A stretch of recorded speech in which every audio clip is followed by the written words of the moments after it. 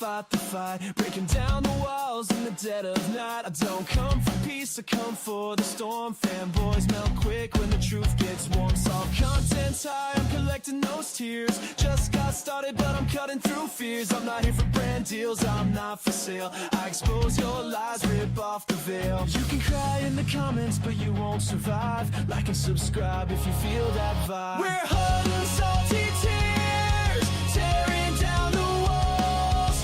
Fanboys falling fast, hear the vigilantes calls.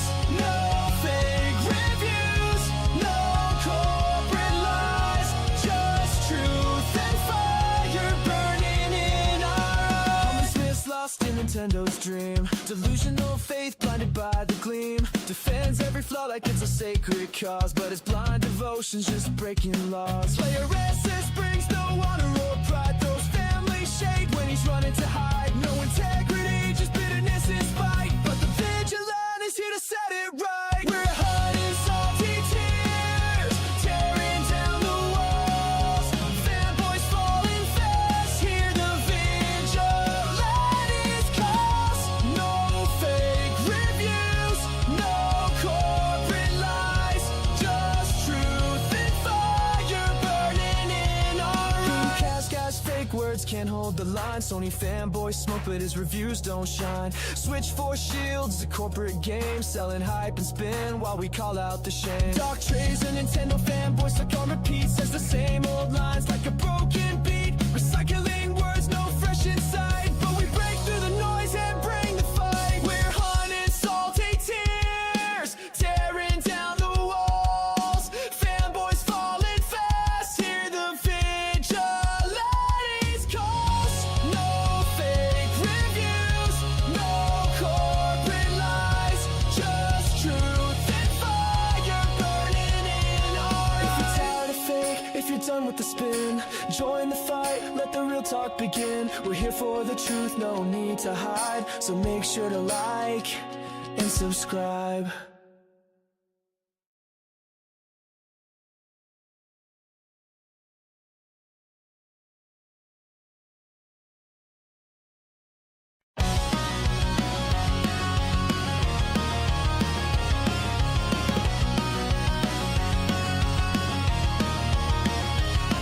I'm the angry vigilante here to fight the fight, breaking down the walls in the dead of night. I don't come for peace, I come for the storm. Fanboys melt quick when the truth gets warm. Solve content's high, I'm collecting those tears. Just got started, but I'm cutting through fears. I'm not here for brand deals, I'm not for sale. I expose your lies, rip off the veil. You can cry in the comments, but you won't survive. Like and subscribe if you feel that vibe. We're hot and salty tears, tearing down the walls.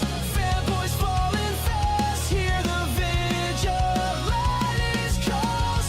No fake reviews, no corporate lies, just truth and fire burning in our eyes. Homelessness lost in Nintendo's dream, delusional faith blinded by the gleam. Defends every flaw like it's a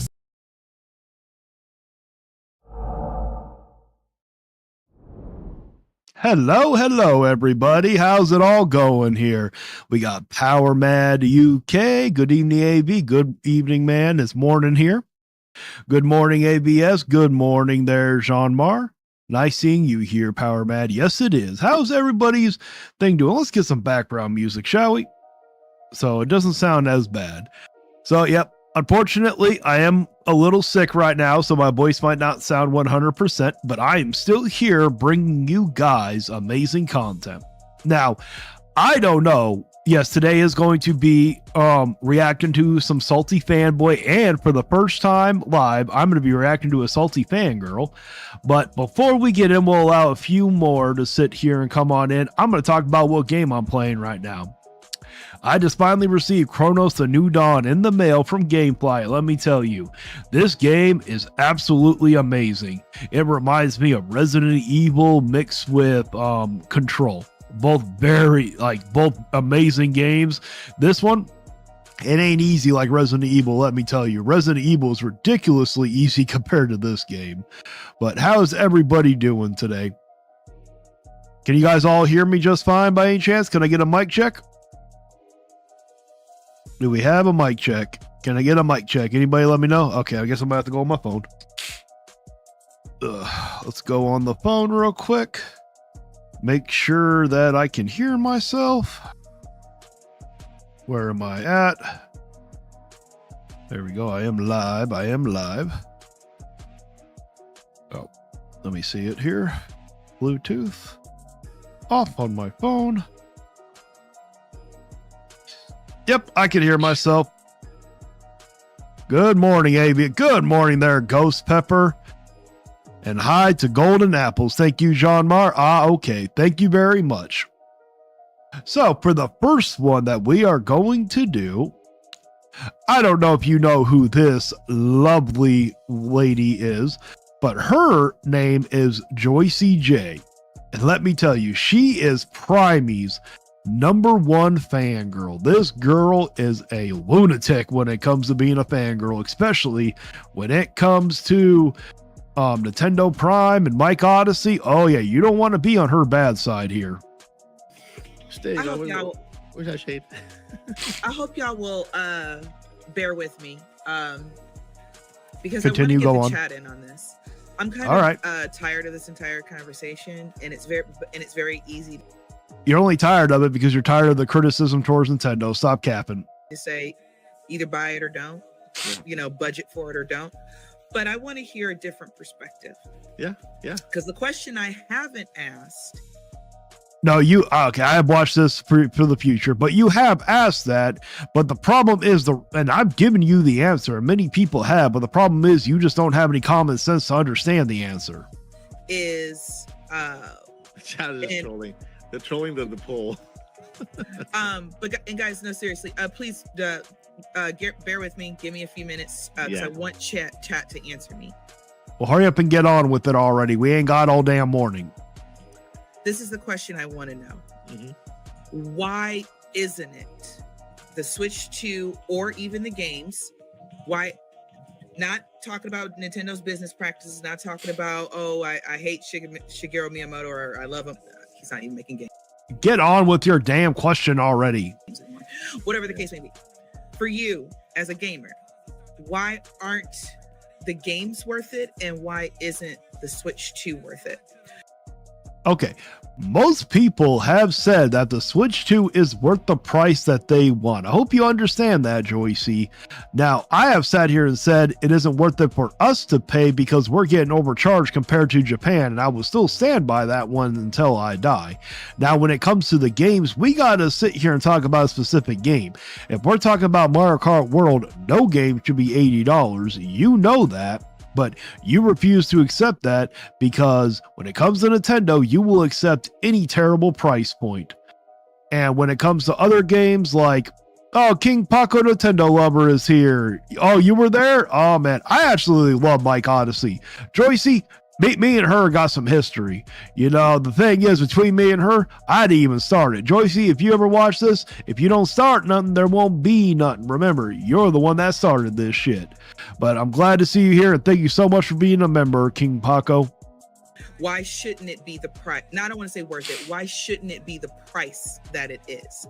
And Chad, I really, really, really would like for you to drop some comments, some answers, what you feel about that. The thing is, you're going to have to be way more specific here. Because if you go to the Switch, there are $60 games. I was just playing Mario versus Donkey Kong, and I'm not kidding you. I made it like to the second world, and I'm like, yeah, I'm not going to play this. I don't see how people like that game. That game is boring, I thought. While I still kind of ramble a little bit. So when I think about, somebody mentioned the new iPhone. Yeah. All of us. What is with them going towards phones now? You do understand, Joyicy, a phone is a necessity. Video games are not necessarily a necessity. But you have heard many of us sit here and say that those iPhones are not worth that damn price. So don't act like you haven't heard that before. Okay, those iPhones, newer ones, it's the same phone year after year. We all know this already. This ain't nothing new. But an iPhone is actually, or just a phone in general, is a necessity. It's not like a Switch 2 isn't technically a necessity or not. Us middle-aged / old heads over here We remember when Speak for yourself. I still look young, thank you. the OG iPhone came out. It was groundbreaking. Yes, it was. We hadn't seen anything really that crazy. And then there were more innovations and technology got better and better and better. And then what happened? Apple eventually hit a ceiling. Okay. There's plenty of Just like Nintendo did with their games. It's sad that they're letting the third party show them up on their own platform. people I know that do all of their business and school and all the things on their phone, and that is great for them, and I'm happy these things Okay, exist, she is but way too honestly, slow. they If you keep guys getting don't more mind, I'm going to expensive, speed it up to and we've 1.25 kind of because built a world she is speaking where way too it's goddamn slow. designed to revolve around your phone. If it's going And so too now we're fast, let all me kind know. of locked in to, even if you don't upgrade every single time Apple, throw something out there, eventually you're going to have to upgrade, and eventually you're going to be paying that $2,000. Yeah, you do realize that Nintendo is no different. You do understand that if you eventually don't get the Switch 2, you're going to miss out on the other games. So that's the same point here. The only difference is a phone is a necessity. To golden apples, I still have my iPhone 14 Plus and it works just fine even though the battery degraded significantly. Well, what's the newest one? The iPhone 17? I would imagine that your battery would be degrading by now. I mean, your batteries last longer on your phones than mine do because mine are constantly always on the charger. $1,000 mark or something of that nature. Yeah. It's the way the whole system is designed. I low-key feel like that's a scam. Personally, that's just how I feel. I know there's business models. I have not studied Apple's business model. Mike can probably speak way more to that than I can. But as a consumer, that's what I feel. Yeah. If you want to talk about greed, let's talk about insurance. And Okay, we are not going to talk about insurance because we ain't getting it, because you can't talk about insurance without talking about politics. And we understand that you're an insurance agent. But guess what? Insurance, like medical, if you're talking about medical insurance is technically a necessity for many people. Not video games are not technically a necessity, Joyicy. What is with your community using false comparisons to try to justify Nintendo's terrible practices? I would love to know the reason why. I'm an insurance agent. So there's a lot of discussion about greed and scams and that sort of thing. So I want people to understand Nintendo can't set up a law that says everyone must be a gamer. No, that's not how this works because it's not a need. Nintendo can't, we really aren't yet in a world, maybe in Ready Player One, but we're not there yet where the entire world has to revolve around gaming. We're still a very, very niche part of entertainment. Yes, we are. And most of us would like it to stay reasonably priced so we can all enjoy it. But for whatever reason, you are perfectly okay with Nintendo or what's the word I'm looking for? You are perfectly okay with Nintendo overpricing their audience. So I want to understand genuinely, I'm not being shady. That's why I don't have the shade fan out right now. Oh, we all know that you're going to get shady. You know, Joyicy, come on. But the problem is, I've told you the reason why. You've asked this question before when I was in a debate, and I told you. The problem is you don't want to accept it because it's either number one, you only care about your piece of plastic and you're going to defend Nintendo to the grave, or you just suffer from a common sense problem. I genuinely want to understand why these games aren't worth it, because I know several months ago I said, oh, there should never be $100 game ever. I'm gonna retract that statement. Oh, I bet you are. You know, it's so convenient that you're doing that pretty much right after the direct, after you realize that Nintendo cut content from the new Pokemon game, sold it to us at $30, and now if you want the full game, it's $100. I wonder why you're going to retract that statement all of a sudden. Because I can make a defense for Grand Theft Auto 6 being $100 standard. No, you can't. Nobody can make a defense for that. And I would love to hear your defense. Go on. I will allow it. I can make a very good argument for that. Stop capping. You can't make no damn argument. And even higher for special editions and all the fun things that they're gonna. Special editions are completely different. Not even in the same ballpark. The average person does not go after those special editions. So I really would like to know from the chat. And if you don't have an answer now, if you want to wait for our Q&A section, if you think of something better, please feel free. But I really want to understand. Oh, you're lucky I wasn't on there. I would have smoked your ass. Why the games and the system aren't worth the price that they are. And, I just want to. See, You are even making Paul leave. Paul literally had to leave because of your nonsense. Good job, Paul. I want people to understand Nintendo is not out to get you. Yeah. Oh, they are. No, they're not. They're out to get your wallet. There's a difference. Your taxes, though. Yeah. I'll leave it at that. You know, certain of these other things that are, you know, that we're bound to, you know.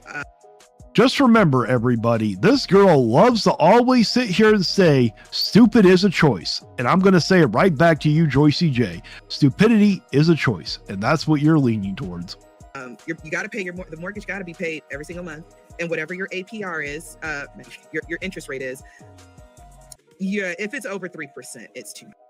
Those are all necessities. And do you not see people? Look at Mike. He's literally rolling his eyes right here and now. I probably just paused it at the wrong moment, but Mike, you literally look like you're rolling your eyes at this on how much nonsense this is. A mortgage is a necessity. Are you kidding me? Yes, her microphone is garbage. I agree with you, Power Mad UK. How does mine sound? Does mine sound pretty good? King Paco Nintendo lover. Nintendo should have released a better bundle with 2 or 3 games. I would have paid a slightly higher price. I hope you agree. Okay. I wish that they would have. I am fine with both of the Galaxy games because it just makes sense, even though one was a re-release. I just wish that they would have included with it Mario like 3D Land from the 3DS that everybody's been asking for.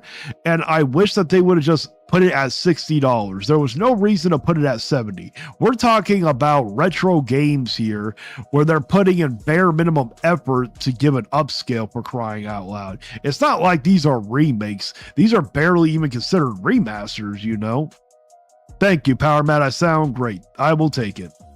So there's all these other different things going on. So I want people to really think about that question, and please get back to me because I really want to understand why it's okay for certain, you know, for games on PS and Xbox to cost more. Do you not remember when they sat here and raised them to 70? I'm pretty certain people were complaining. I don't actually remember it because I was playing the Switch and I overlooked it, but I guarantee you that people were complaining about it because Primey released a tweet and sat there and said, this is probably back when there was Twitter instead of X, but he sat here, released the damn tweet saying, oh, I hope everybody holds Sony just as much accountable as they did for like 2K doing it with the NBA game. So I'm guessing many people threw a fit over it, Joyicy. So what are you talking about that it's okay? It depends on the game. I don't really like $70 games, but I've accepted that is the standard. $80 is not the standard, and I will not accept them and I don't even know if I ever will accept it. You know, we should not be accepting these $80 games. We should be pushing back, including you, but of course not. I don't know why you sit here and join Primey and the rest of them to spread around this corporate BS regurgitated crap. Or cost 70. And it's not okay for Nintendo. We only have one $80 game so far, and that's a lie. Stop the cap, Mike. Don't be saying that. You know damn well, Mike, that there is more than one $80 game. We currently have 4 $80 games for Nintendo. Okay, we got Mario Kart World. We got which one? The Tears of the Kingdom is $80 for the Switch 2 edition. We got Mario Party Jamboree for the Switch 2 edition. That's also $80. And we have Kirby and the Forgotten Land plus Starcross World for $80 also. That is the Switch 2 edition. And most likely, Super Mario Wonder is also going to be at $80. So stop the cap, Joyicy. You know what? I know that you're smarter than that, okay? Come on here. Yeah. Mario World, and I truly believe they are still going to throw some massive updates. There's just too much space in that game, and Nintendo they're gonna likes to. Of course, they're gonna throw some update. Well, not update. They're gonna throw some DLC, and they're gonna charge you up the ass for it. Fill up space. So, I really am interested in chat's response. So far, I love what Alisala said. I know this is unorthodox. We wait for the end, but I really want to engage with you guys because you'll be honest with me. I love what Alisala said. She said, I think the Switch 2 is reasonably priced. However, I do feel Mario Kart World shouldn't be $80 unless they add free DLC. Thank you, Alisala. But why isn't it the way it is worth $80? I understand, King Paco, Nintendo lover. I'm tired of people complaining about the high prices on Nintendo. I mean, if we don't complain, you got to understand. If we don't push back, then they're just going to... keep raising prices. Like, we have to push back so they don't continue to raise these prices. The prices are just getting out of hand. But Joyicy, we've already sat here and told you why. The standard for games is not $80. The standard is $70. We should not be raising them even higher just because Nintendo believes in their mind that it's worth that when it's clearly not. You know why. To Benjamin Aristotle Bose, have you seen the crap Prime has pumped out the last couple of days? I have. I'm gonna react to one of them, I think, actually. Oh yes, I have. I watched the most recent one and I thought about reacting to that one, but he put some personal stuff in there. He put his family in that one, and I just don't feel comfortable reacting to it when someone does that. So, because I don't want people to go after him and his family, so that's why I'm not going to react to the newest one. You know, that's just me. Golden Apples. I can't stand Nintendo, especially patent trolling as an indie game developed. I hate to see creative freedom. Hold on. Moving too fast. Creative freedom getting stiffed by a generic patent of mechanics that was already used by other games. I completely agree with you.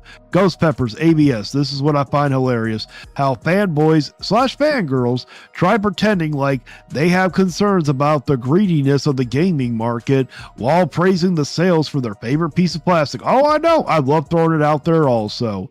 JK Gamer, what's good, brother? It is very good. We are blasting Joyicy J, aka Nintendo Prime's lunatic fangirl. That's what I want to understand. No, you don't want to understand, Joyicy. What you want to do, because even it's going to get in here a little bit, but Mike explains it to you and you still don't understand it. Because when it comes down, you don't care if the prices get more expensive. You are perfectly fine with paying these outrageous prices to make your piece of plastic feel good. That is all it is. You only care about you don't even care about the games. All you care about is your piece of plastic. And I understand that for Mario Kart because it's a different type of game and everything. But I want you to also remember when it comes to DLC and all these extra little things that Nintendo does that are even for, only a couple bucks sometimes, how much did all of that eventually add up to? I have a good answer. I have a really good answer for that. A lot of us are okay with DLC. I actually don't mind DLC. What I don't really like is when they cut the content out from the game and use it as DLC. When I found out that Assassin's Creed Shadows did that, I was pissed. That's why I don't buy games at $70, nor do I pre-order, because I was scammed by Ubisoft. Now, when it comes to DLC, like I said, a lot of us do not care about the DLC. Some of us are perfectly fine with extra DLC, especially if we love the game. But what we don't like here, for instance, is Mario Kart World at $80. That is empty and barren, not that fun to play, and they're going to drop $30 DLC most likely when it's not even worth it. So the first one should definitely be free, but I'm not holding my breath. Does anybody in the chat actually think that Nintendo's going to give us free DLC for Mario Kart World? Does anybody actually believe that? And why the game, first thing, the game right now is not worth $80, and what Nintendo could do, and if Nintendo can afford to lower it because they can. These are evergreen titles. These titles are evergreen. So Nintendo will make their profit on the game and continue to make profit. Like Nintendo made their profit in Mario Kart 8 Deluxe 20, 50, 100 times over already, and so I understand consoles, they need to recoup their profits earlier, right? So $449 for the system that they built is a good price, especially when it's a bigger console, more power. It requires. Okay, I do agree with you, Mike. But when it comes to the whole evergreen, to me, it don't matter if it's evergreen or not. I don't think any game should be $80. There's no need for it to be $80. And you can look at Joyicy, you could tell. I mean, did you take an edible before you sit here and ask this question or something? That wouldn't have surprised me. But no, like when it comes to evergreen, it doesn't matter if it's evergreen or not.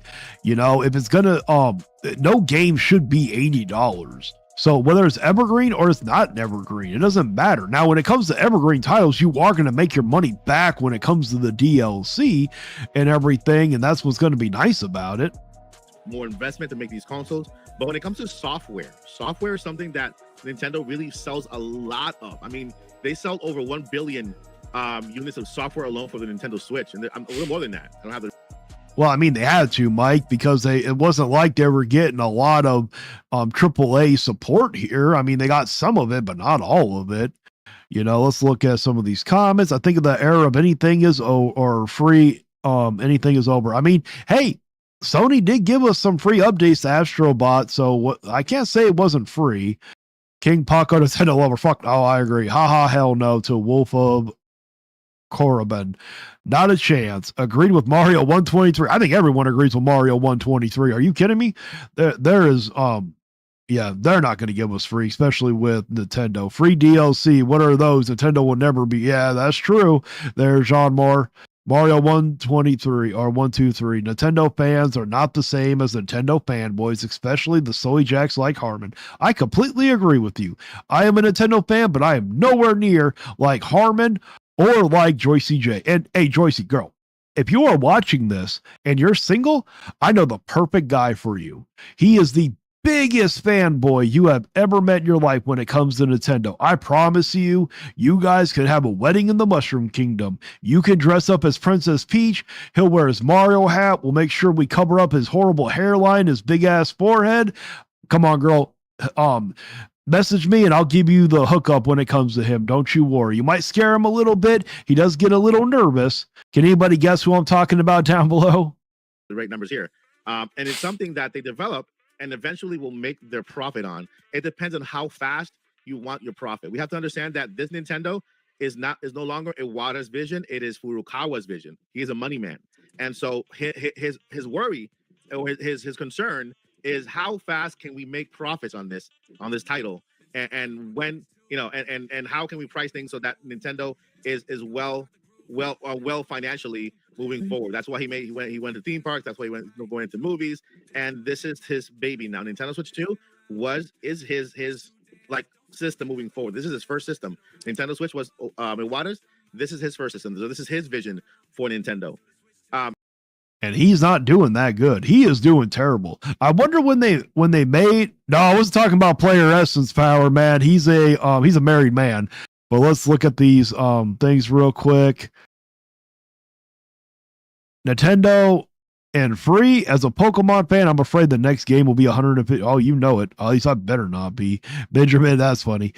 John Mary did an emoji. This is probably the first Pokemon game I pick up. Last one I didn't even pick up at launch until I get it on sale at a flea market. I don't think I'm going to pick up Legends EA. I'm just not too happy with what they're doing. Do not underestimate flea markets or garage sales. You never know what y'all may find, Angry Vigilant. Oh, very true. Hey, I rent stuff. I buy stuff on the cheap end, so don't you? I know about that kind of stuff. But no, Power Matt, who I'm referring to is Harmon Smith. Think about it. I think them two would make a cute couple, don't you? Joyicy J and Harmon Smith? I do agree that Mario Kart 8 Deluxe, Mario Kart World is $80 too expensive right now, especially how empty it is. Thank you, Mike. You let that girl know how things are done. They could have just given us that game at 70. 70 would have been okay. And then a $20 increase. No, 70 is still too damn high, Mike. I'm sorry. That game should be 50, maybe 60 at the most. That game is so barren. You literally play for 3 hours and get bored. For the DLC, depending on what it is, and then also add that DLC to NSL like they used to do before. That DLC we got with Nintendo Switch for NSO members, but on video games, Nintendo. I wonder if that DLC that you're talking about for the NSO was that under Iwata or was that under the new guy? I wonder, because there's no way it could be the new guy. Nintendo can afford to. See, Power Man agrees. They'll be an adorable couple. Harmon never opens his eyes. Smith. There you go. See, Crippled Gamer? I don't know how Harmon can get a girl if he can't even look at a camera straight. I mean, Joyicy doesn't really have any room to sit with the mindset that girl has, as you can see. I don't think she has any room to talk. Brandon the broker, how's it going? $40 at most, and even that might be too much. I would probably say 50, 60 at the most. I can say 60 will be fair for it. Because the game is, Mario Kart World, it actually is fun. Just not a whole lot to do. To give us a lower price on certain games. I'm talking in the long run because their goal is to make profits, right? To make a profit on a video game. So if they invest, for example, $100,000, $200,000 on Mario Kart. Okay, and the game sells at $60 at $100,000 the game sells 2 million copies. Let's say 2 million copies, 5 million copies in one weekend. They already made their profit on their investment. They've already made their profit. Anything they make after that. So look at the look on Joyicy's face. She is like so. How do you not understand this? When a game makes back their profit after a few months, generally they lower the price because that is the nice thing to do. That's like, here, thank you for us making so much money off of you. And that's when you look at all those top games. When you look at, for instance, here, Grand Theft Auto 5 sold over 200 million copies. Do you think it's the same price it was when it first released? No, that game is being sold at $20 damn, and it sold over 200 million copies. And I guarantee you that game has made way more revenue than Mario Kart World will ever make. Is just pure profits for stockholders. For every, this is just one title that they make, one title, and they have a whole line. And they have a whole line of software that's still continuing to sell well with backwards compatibility. Joyicy, how are you not grasping the concept here? Mike, I'm sorry, but I think there's something wrong with that girl's head. I really do. And so with Nintendo Switch 2 being backwards compatible and still software selling, from Nintendo Switch on Switch 2, is that they're continuing to make profits on top of profit. And so I'm sorry, Paul, you had to walk back into this train wreck. Don't worry, it's almost over, man. They can't afford to drop the game $10 and then sell that DLC for $20 after. I expect Nintendo to, because it's a different Nintendo, to actually charge you $30 for the DLC for Mario Kart. Oh, of course they are. They already charged you $80 for the damn Mario Kart World. Of course they're going to slap on another $30, Mike. Oh yeah, I completely agree with you. And we got Brand the Broker. Harmon Smith is a Jim Cornette ripoff with none of the talent. Very true. And then King Paco Nintendo Lover. Number one, he needs a new camera. He can't get a woman. You don't like women. I think you know what? Neither Joyicy nor Harmon really have any room to be picky here, if we're being honest. Nah, he got his Pikachu. Yeah, that's true. He does, Crippled Gamer. Angry. Somebody made this point of looking at used Mario Kart and Bonanza cards, and they're selling low on eBay. Oh, I can believe it. Wolf of Corbin. Yep, smiley face. Hilarious. You can buy Mario Kart used for $50 already. I mean, that's actually kind of a shocker, but Mario 1, 2, 3, they probably pre-ordered the Virtual Boy. It would not surprise me. Trust me, especially in N64 Josh. He's already said he orders all the amiibos, so it would not surprise me one little bit. The girl looks so good. I know, right? How can she sit here and not grasp the concept? He is laying it down in very simple terms here. Joyicy flaps her lips and her edible brain just can't keep up with I agree. I think she might have took an edible before she did this. Joyicy, you might want to lay off the edibles, just so you know. The bidding history was unenthusiastic to boot. Oh, I bet. That girl looks so good. Yes, she does. Yes, she does. Poor girl is stuck with the screen loading icon on her forehead. That is very true. Mike is incredibly smart. He's trying to explain. Yes, he is. I love Mike Odyssey. It was very sad what is actually happening to him. How people attacked him. That was completely wrong. And for everyone that doesn't know, I did a video calling out the BS that happened to Mike Odyssey. I told him, hey, man, don't get discouraged. Don't keep him down. And he mentioned Joyicy, and I'm like, oh, Joyicy. And I thought we were joking around. And then Joyicy had to come in my comment section blaming me for what's happened to Mike Odyssey with all those people attacking his channel, falsely flagging it, trying to get it taken down. I had nothing to do with that shit, okay? None of us had anything to do with it. I don't know anybody in the Salt community that even made a video about Mike Odyssey, and she tried to blame us for it. The Angry Vigilante Salute. Hey, DBZ Nation. For those who lived in the 90s, test screens in her head. Yeah, very true. Good morning, family. Hit that like button. Yes, please hit that like button. Virtual Boy is the worst invention Nintendo has ever made. Yes, that is very true. Yep, facts. Whenever it comes around. And yeah, I mean, it's just a different Nintendo. It's a different Nintendo. It's a more, I know this because I work with corporate Apple, right? Mm-hmm. And so I saw the difference between Steve Jobs and I saw the difference between Tim Cook.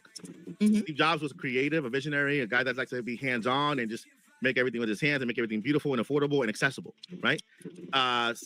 Tim Cook, he's a money man. He wants to make everything more effective, more slow and make sure that the profits are there and just very, very safe. And that's why you see we get iPhones that look like each other year per year, instead of, if Steve Jobs were alive, like I said, if Steve Jobs were alive, our phones will look very different right now. We'll probably have this a glass, like a VR, like something futuristic. Oh yeah, everybody would. Mario 123. You know, and so it's just it's not on a company, because let's not like really try to cover the sky with one finger. Nintendo can afford. They have the Nintendo Switch. You know, the Nintendo Switch is success on top of that with all those games. Exactly, Mike. So pretty much what you're saying, I don't think he wants to be too much with her, because I think he knows how Joyicy gets. But yes, Nintendo can afford to lower the price. They can afford, instead of giving us DK Bonanza at 70, they can give it to us at 60. Instead of giving us Mario Kart World at 80, they could have gave it to us at 60. They can afford this stuff, but for some reason, it's just like not grasping in her mind. Joyicy, I'm sorry to tell you, you really need to lay off the edibles, girl. Okay, they are literally about to reinstate the DARE program just because of you. Games on top of that, billion units of software continue to sell every single day. They can afford to create a game that is at least at a good entry level. And I'm not talking about, hey, sell us a game at $10, $20, $30, even $50. I'm saying, yeah, if you're gonna create a new entry point, okay, the 70. It's only $10 more, $70, right? Donkey Kong Bonanza, I agree, it costs $70. That game is fantastic. It costs more to make it. You know, I disagree. DK Bonanza is a fantastic game, yes, but it's not worth $70. I'm sorry, Mike. There's not enough quality content in that game to justify a $70 price tag. And still, they have to make their profit on that game. It just depends on how long they want to take to make their profit. That kind of relies upon how they price their titles, how they price. Because when you look at a regular game, and I'm talking about in a span of 5 years, the normal says this game starts at $50. They reach a certain point, and you see the game drops in price. Why does it drop in price? Because they made their profits. They can afford to drop the price now. They've already got. Exactly. That's how it's always been. Even Nintendo used to be like that from what I remember. But with the Switch 1, they chose not to do that, and they literally conditioned all the Nintendo people to accept, oh, well, it's because our games are quality, and this is what... No, the reason why they did it was so they can release the Switch 2 editions and upcharge you even more. It's not... I can't control that. You guys can't see through that. The returns. Sort of. You know, and yeah, and I'm talking to you because this is what developers told me. You know what I mean? Developers said, you know, the reason why we can't drop prices is because we want to make sure that our game is profitable. Once our game has been profitable, we've gotten what we want from it, then we can afford to lower the game and then continue to sell there at a lower, because everything else is just profits. You know what I mean? Okay. Same thing goes with Switch. Okay, so what I'm hearing is we don't want Nintendo to make extra profit. How in the world did you come to that conclusion?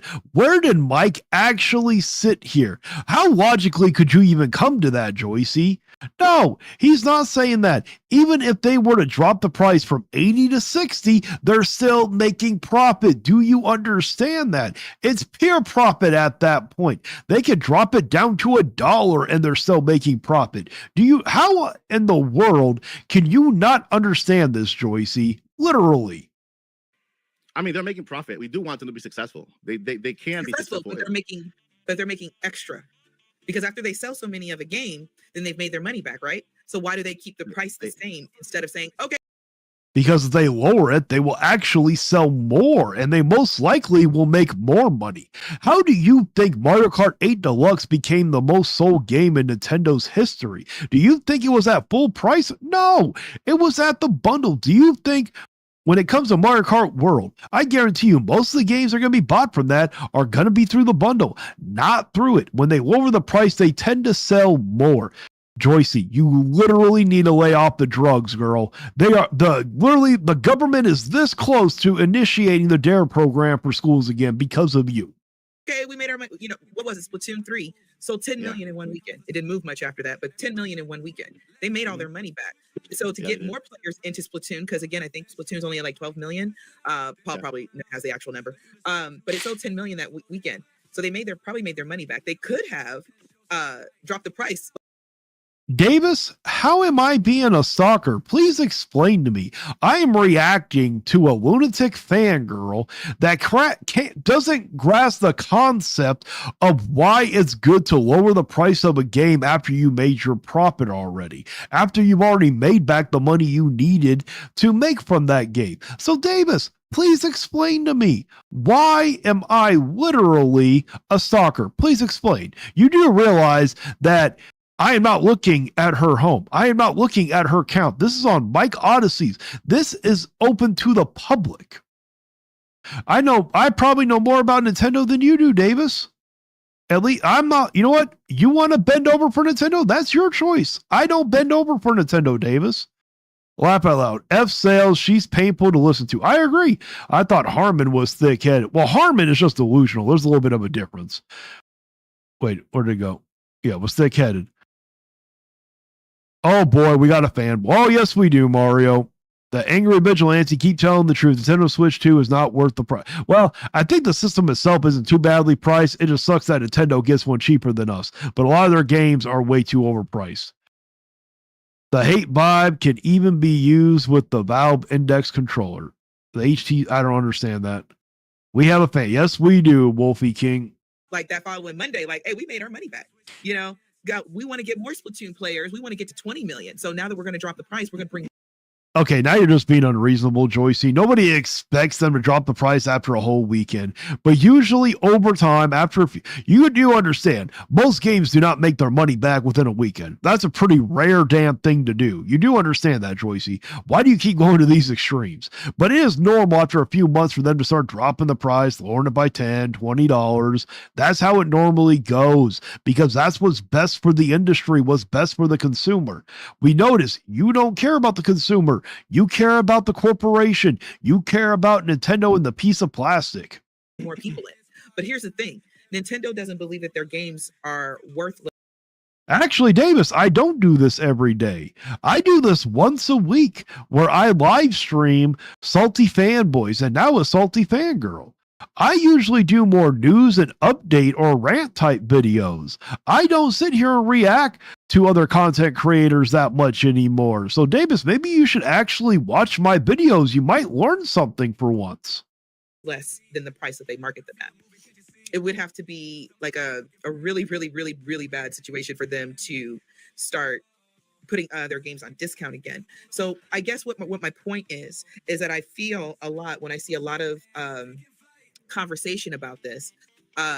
Nintendo only makes AA games. None of their games should be above 60. Yes, that was a real comment I read. Well, okay.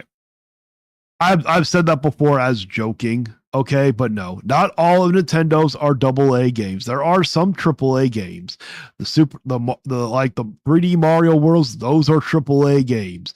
The DK Bonanza is a AAA game.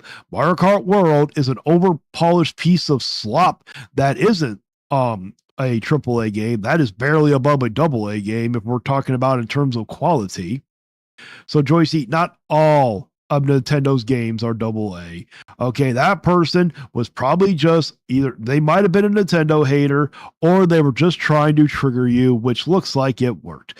But yes, Nintendo does price some AA games at full price. If you look at, well, I don't know if it was put at full price, but I literally played the beginning of Mario versus Donkey Kong on the Switch 1, and let me tell you, that game is AA. Princess Peach Showtime, that's AA. Mario and Luigi's Brothership, that's AA.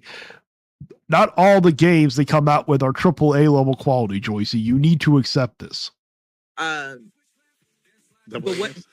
Yeah, AA games. Wow. Because you can't see a freckle on the back of someone's neck. You know, they're not hyper realistic graphics and everything. Art style is art style, whether it's hyper realistic or it's cartoony or cel shaded or whatever. It's all up to, you know. So, Joyicy, are you going to sit here and tell me that Metroid Prime 4 is acceptable? That trailer that they released, if they release it in that state, is that supposed to be acceptable? No. If it comes out like that, that is going to be terrible. And that is technically a AAA game. But it is fine with art style. But when you look at that Wii Plaza looking game that I forgot the name of, that does not look like a AAA game. That new Ditto spin-off Pokemon game, that does not look like a AAA game here. Not even, like, even the art style can't be considered AAA level at that point. And let me read some of this stuff.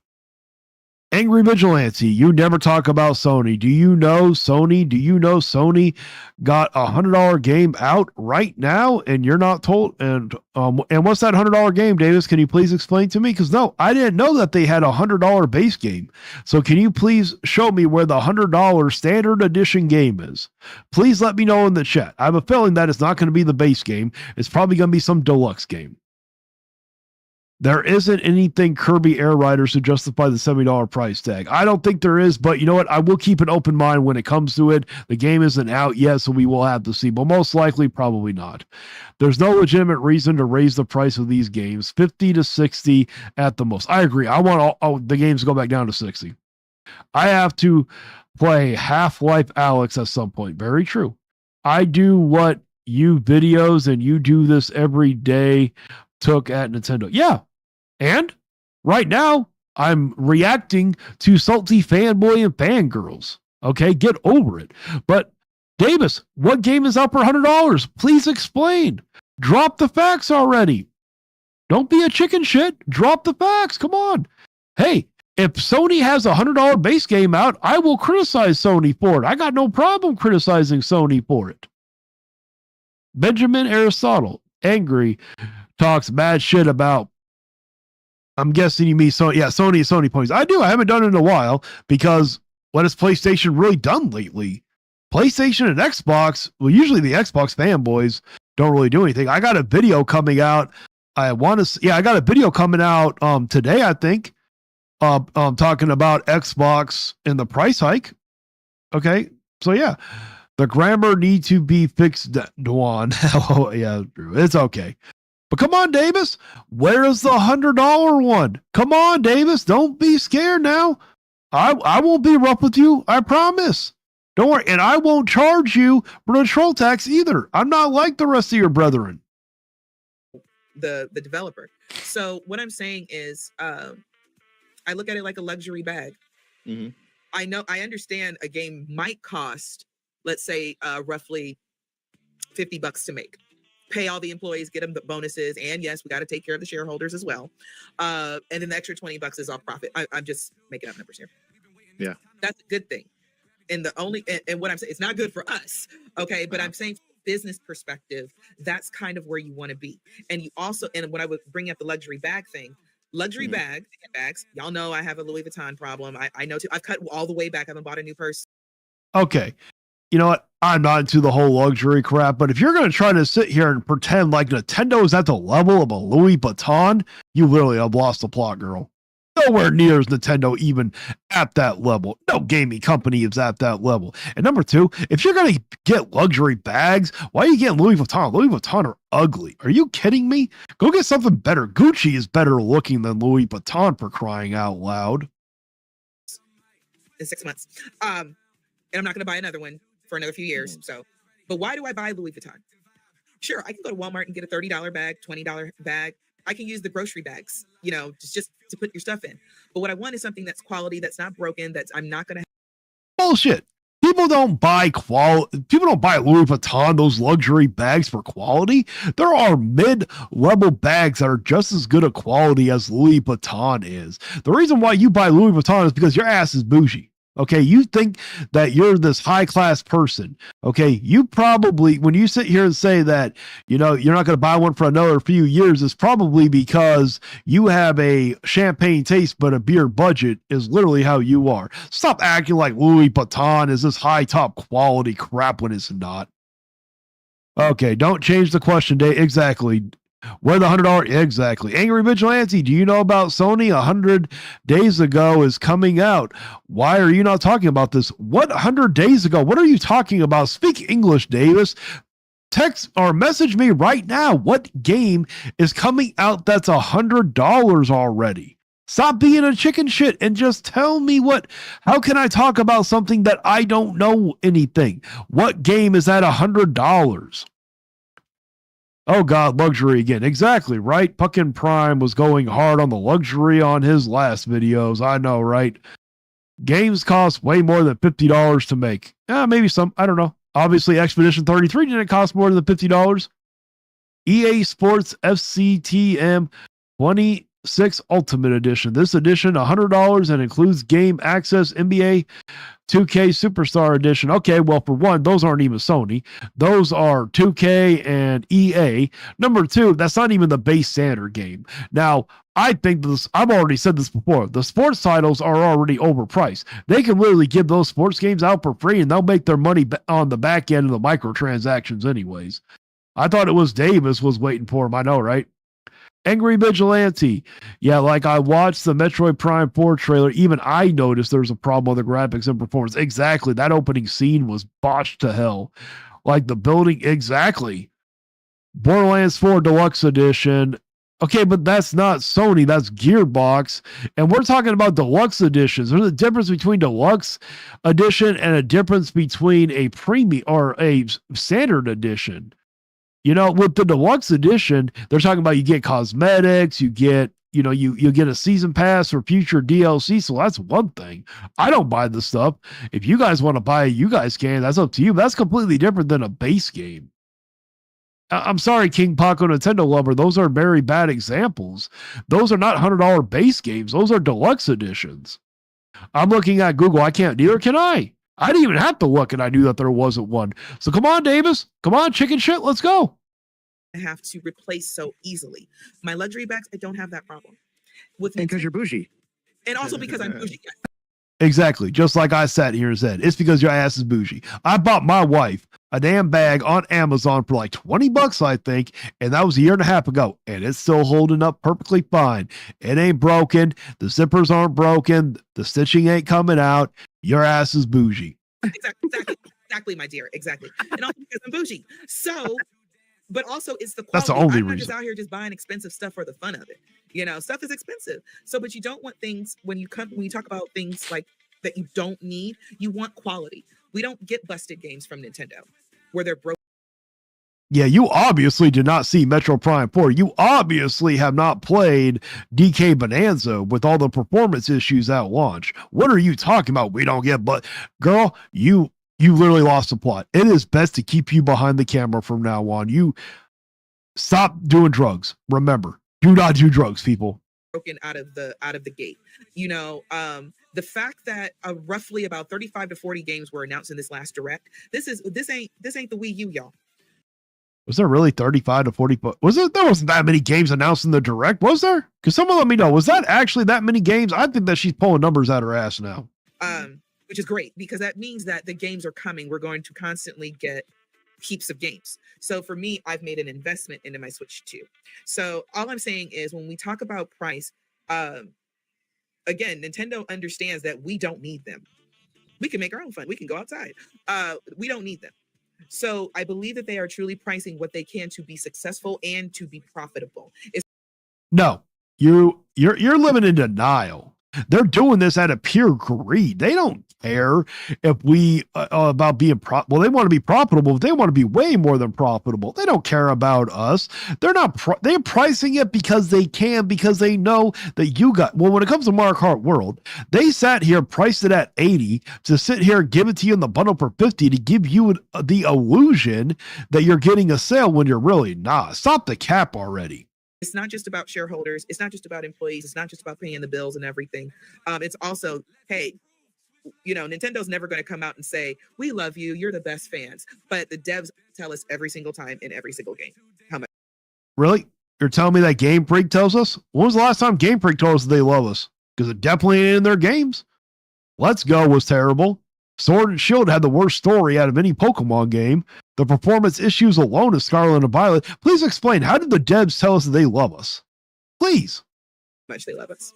So blood, sweat, and tear went into that art. And art does have a look at Dwayne Davis, a look at Call or Duty. I'm assuming you mean Call of Duty. I ain't total about GTA 6. Okay, well, Call of Duty is not a Sony game, so I don't know where do you expect me to go after. And guess what? The base version of Call of Duty, I don't even have to look it up. It is not $100. Can someone please tell me down below if they see it for $100? You're probably talking about the Ultimate Edition. I guarantee you I know where you come from. You really need to stop listening to Player Essence because he talks a lot of nonsense. Player Essence is literally nothing more than a Nintendo propaganda channel. That's pretty much all he is. And when it comes to GTA 6, we don't even, number one, it's not out yet. Number two, we don't even know how much it's going to be. We can guess it's going to be 100. We can sit here and guess that it might be 80, 90, 120 for all we know. We don't know, Davis.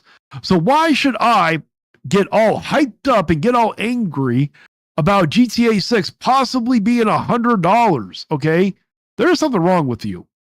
Good morning there, Hora Hellfire, or Hora and Hellfire. Hey, Hora and Hellfire, since you like scary stuff, I know a game that you need to play. You need to go play Chronos The New Dawn. I played the first 2 hours, and that game is phenomenal. It's a cross between Resident Evil and Control, but it's way more difficult than Resident Evil. It is amazing. King Paco Nintendo lover. Paul appears to be uninterested in being there. Oh yeah, that's why he left. Are you kidding me? He was hoping when he came back the conversation was going to be over. Now he's like, damn, I'm stuck here. Summoned him. Yep. GTA 6 ain't exactly. Hey, Horror Hellfire. I ain't talking about GTA 6 that would be 120. We don't know how much it's going to be. Guess what? If it is, I will sit here and go after them. Okay, I will sit here and hold Rockstar accountable. I will sit here and be like, no, it's not worth it. But Davis, there's going to be a little bit of a difference between Grand Theft Auto 6 and Nintendo. I don't think there's going to be a whole lot of Rockstar fanboy and fangirls running around defending the damn BS. Not like Nintendo does. The Nintendo fanboys always run around and defend this shit. That's why they get way more heat compared to Sony and Xbox right now. It depends on the first party. Third party indie games that she may be counting those games that were coming out from the directs. Well, even with indie games, I don't think there was that many. Have been playing it on stream, my man. Oh, there you go. Great minds think alike then. It's fun, isn't it? Switch 2 is hardly selling. Probably right now it could be like when it comes to the sales of the Switch 2, you know, the only people that know if it's selling well or if it's not selling well is Nintendo. Like, no, I don't know 100% if it is or if it's not, you know, so Switch 2 are sitting on Walmart shelves. Nobody is talking about it. Well, Mario, people have been talking about it. I have seen them. Sometimes I'll see them gone, and sometimes, like right now, the last time I went to Walmart, I did see them on the shelves, but probably when Legend ZA comes, it wouldn't surprise me if the rest of them are gone, because there was only like 8 of them on the shelf when I was there last time. A higher price. Doesn't mean we got to like it, though. It really doesn't. So, yeah, that's all I got to say about it. Well, now that explains so much about you, Joyicy, because you love to go waste your money on Louis Vuitton. No wonder you're okay with these expensive ass prices. You do realize that you're not like everybody else on there, where you can get that shit as a tax write-off. You know that, right? You don't, when you pay for these games like I do, or Mike Odyssey does, or N64 Joss does, we get a tax write-off. You don't. I'm still not okay with paying those prices. That's why I use Gamefly. Gamefly, if you're watching this, please sponsor me. I need a sponsorship. Yeah. I still think a Mario Kart 8 World right now is too expensive. Yep. All right. Well, that is the end of it. And up next, yes, we got Horde Hellfire's favorite person, because he even said my name in this damn video. So we get to sit here and see.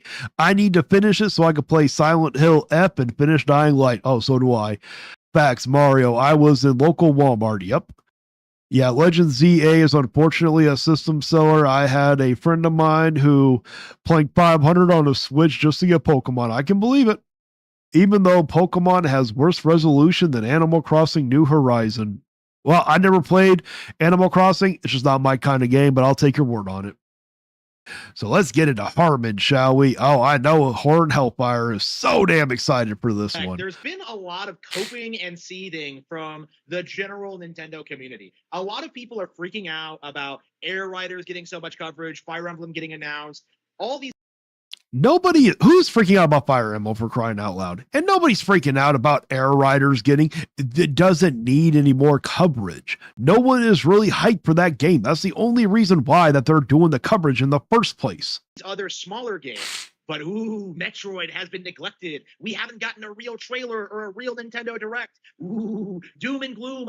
Like there's a lot to say about this subject because Do you literally have a green screen up? Because I noticed when you're moving your left or your right hand is getting like that green color, like when you wave it too fast. If you have a green screen up, why the hell do you pick that as the background? Harmon, that is the worst background ever picked. Anybody else see that? And Davis, oh great, is Davis again. Angry Vigilante, do you know GTA got back to $120 for one? Davis, I don't know if you're not an English speaker, okay, but it's very hard to understand you. It's not translating correctly. And you are going to talk about it. Okay. I have seen nowhere definitively that's going to be $120 for the base game. Okay. But if that game comes out and it is over $70, I will criticize it. Let me rephrase that so you can hear it. So you can hear this clearly, Davis. If the base standard edition is over $70, I will criticize Rockstar. Don't you worry.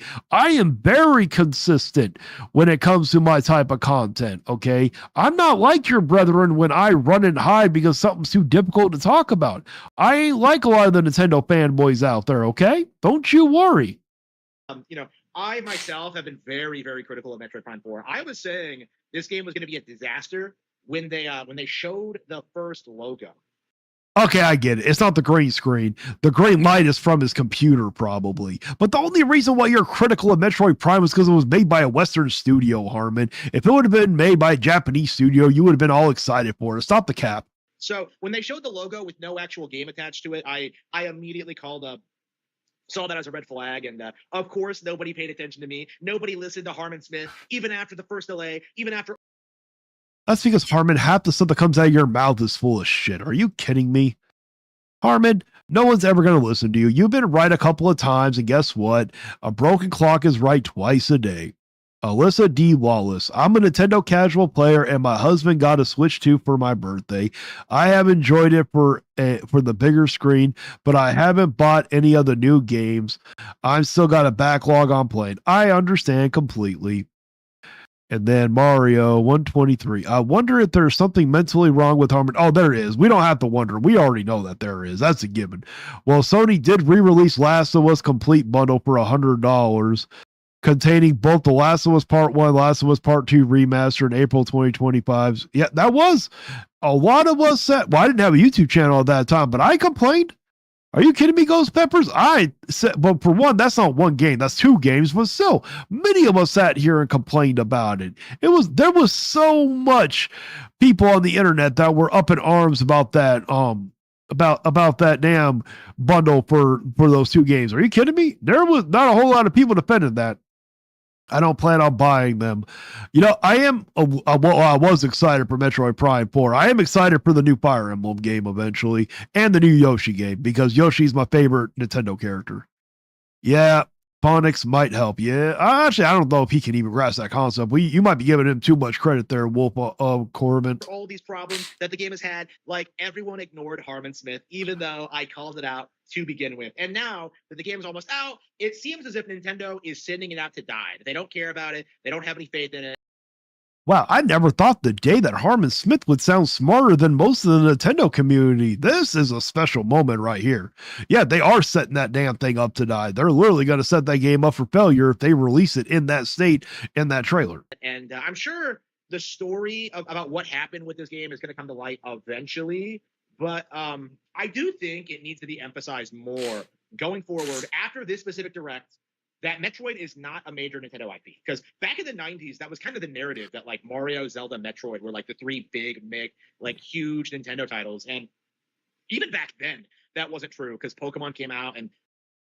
Yeah, I'm about to say, I would have thought that DK would have been involved in that one. Awesome golden apples. We can be Yoshi buddies in.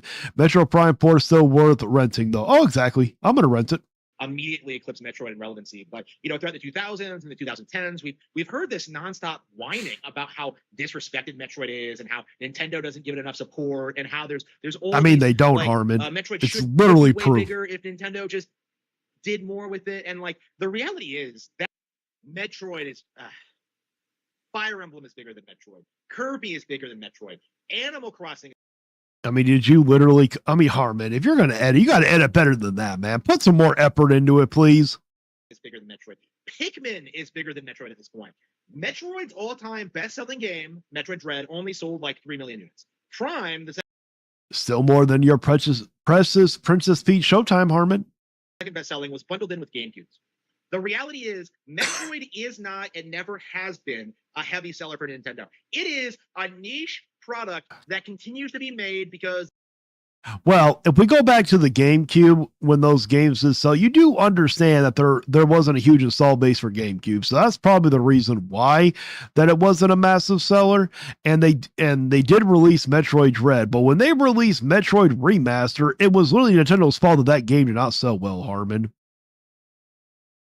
And then ABS, you keep it real. That's why I'm subbed. Thank you so much there, Ghost Peppers. You helped me get to 2,000 subscribers. This is why I don't do videos, because I don't know how to edit. I understand, King Paco. I want the third-party Indiana Jones and the new Lego I want the new Lego Batman also. I actually just bought the whole collection of the Batman Lego games on Steam. It was like $5. I'm going to pause on mainline Nintendo games till I see something new and worth the money. What you need to do, Alyssa, is you need to find people who do game reviews that you can trust, that are actually going to give you a real review of the game, that are going to put into account the price point. I sometimes do game reviews, but I don't have, like, if I play a 10-hour game, it takes me like a whole week to finish that game almost, because I just don't have that kind of time to constantly play games. The developers are enthusiastic about it and because fans enjoy it. Like, this is, in a lot of ways, the least successful Nintendo property there is. I would argue at this stage, I would probably say Princess Peach Showtime, Harmon. Sorry to tell you, but that one is definitely. Oh, we got Matthew Buckley. Thank you so much for being a member, my guy. My grandmother's little sister's second oldest son, firstborn daughter's husband, cousin worked for Microsoft. That is a tongue twister right there. He knows this food cart guy downtown in Seattle. Now, this food guy cart is tight with a I don't got the rest of it, man. Nintendo has to stay quiet about GameCube games that run on the Switch One. Exactly.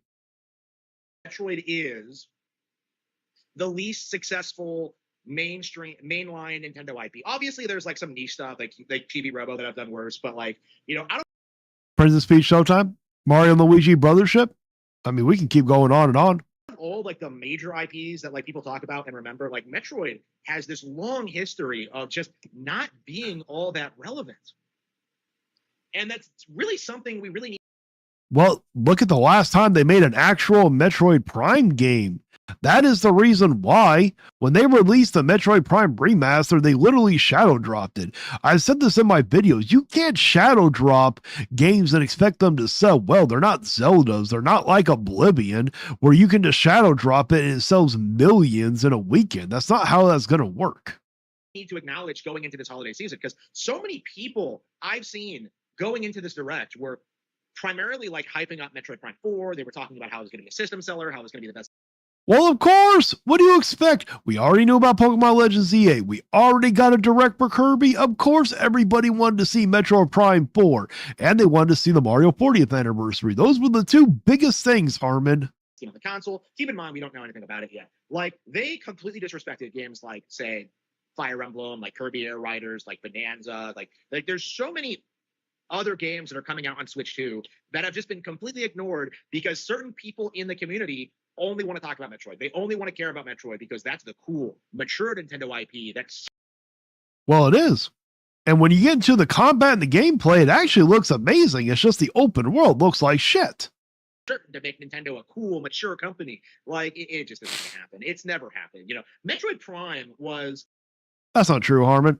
Bayonetta is very a mature game. For crying out loud, that girl is half naked in most of that damn game. I would not, if I had a son or a daughter, I would not be letting them play that game if they were too young, Harmon. A million times the game Halo Combat Evolved was. It was so much better in every single way, shape, and form. Like, normies didn't care. Just like how normies haven't cared over the past 25 years, how Nintendo has stomped PlayStation into the ground with their superior IPs. Like, nobody... That's not true, Harmon. They literally... PlayStation has whooped Nintendo 3 out of 5 console generations. You have no idea what you're talking about. He notices or cares about all of the things Nintendo is doing because they've kind of written them off to begin with. And this is a So has Sony. They've already sat there and said that Sony is for the more children people. And when you grow up, you go to Sony. Sony doesn't look at Nintendo as a threat. Are you kidding me?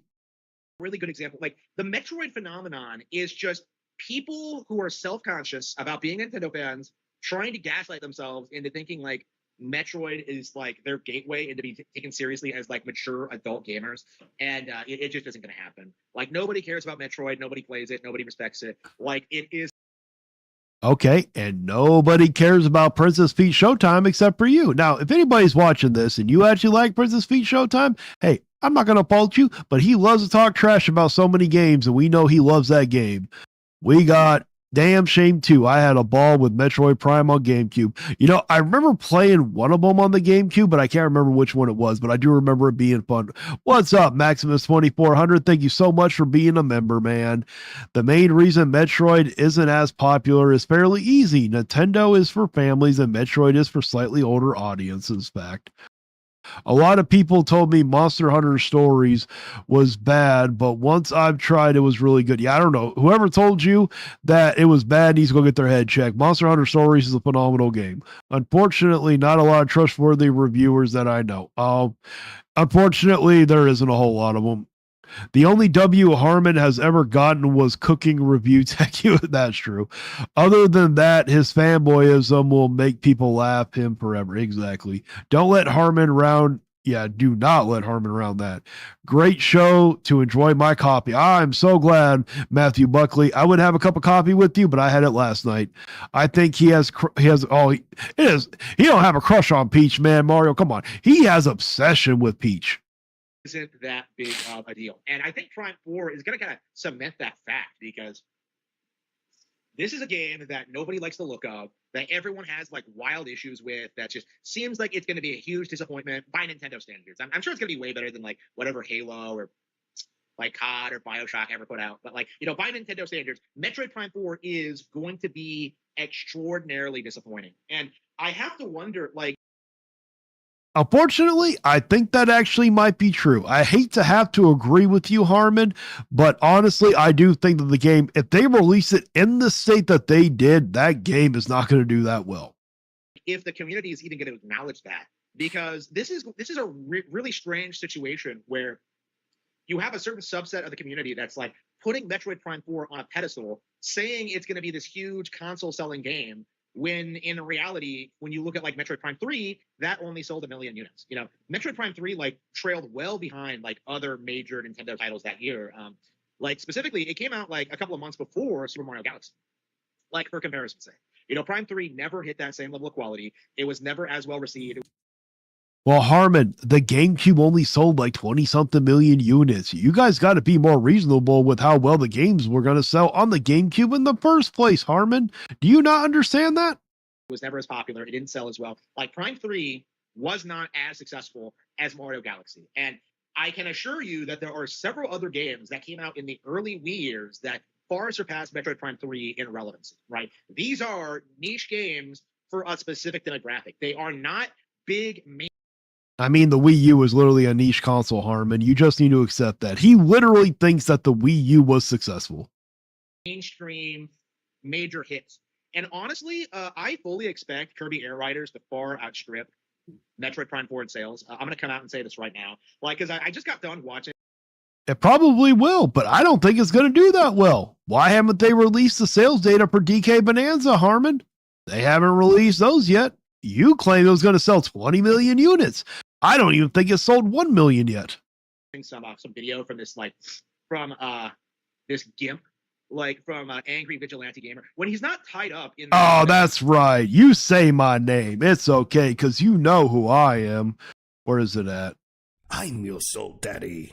That's right, Joker. You tell him. The Pulp Fiction basement.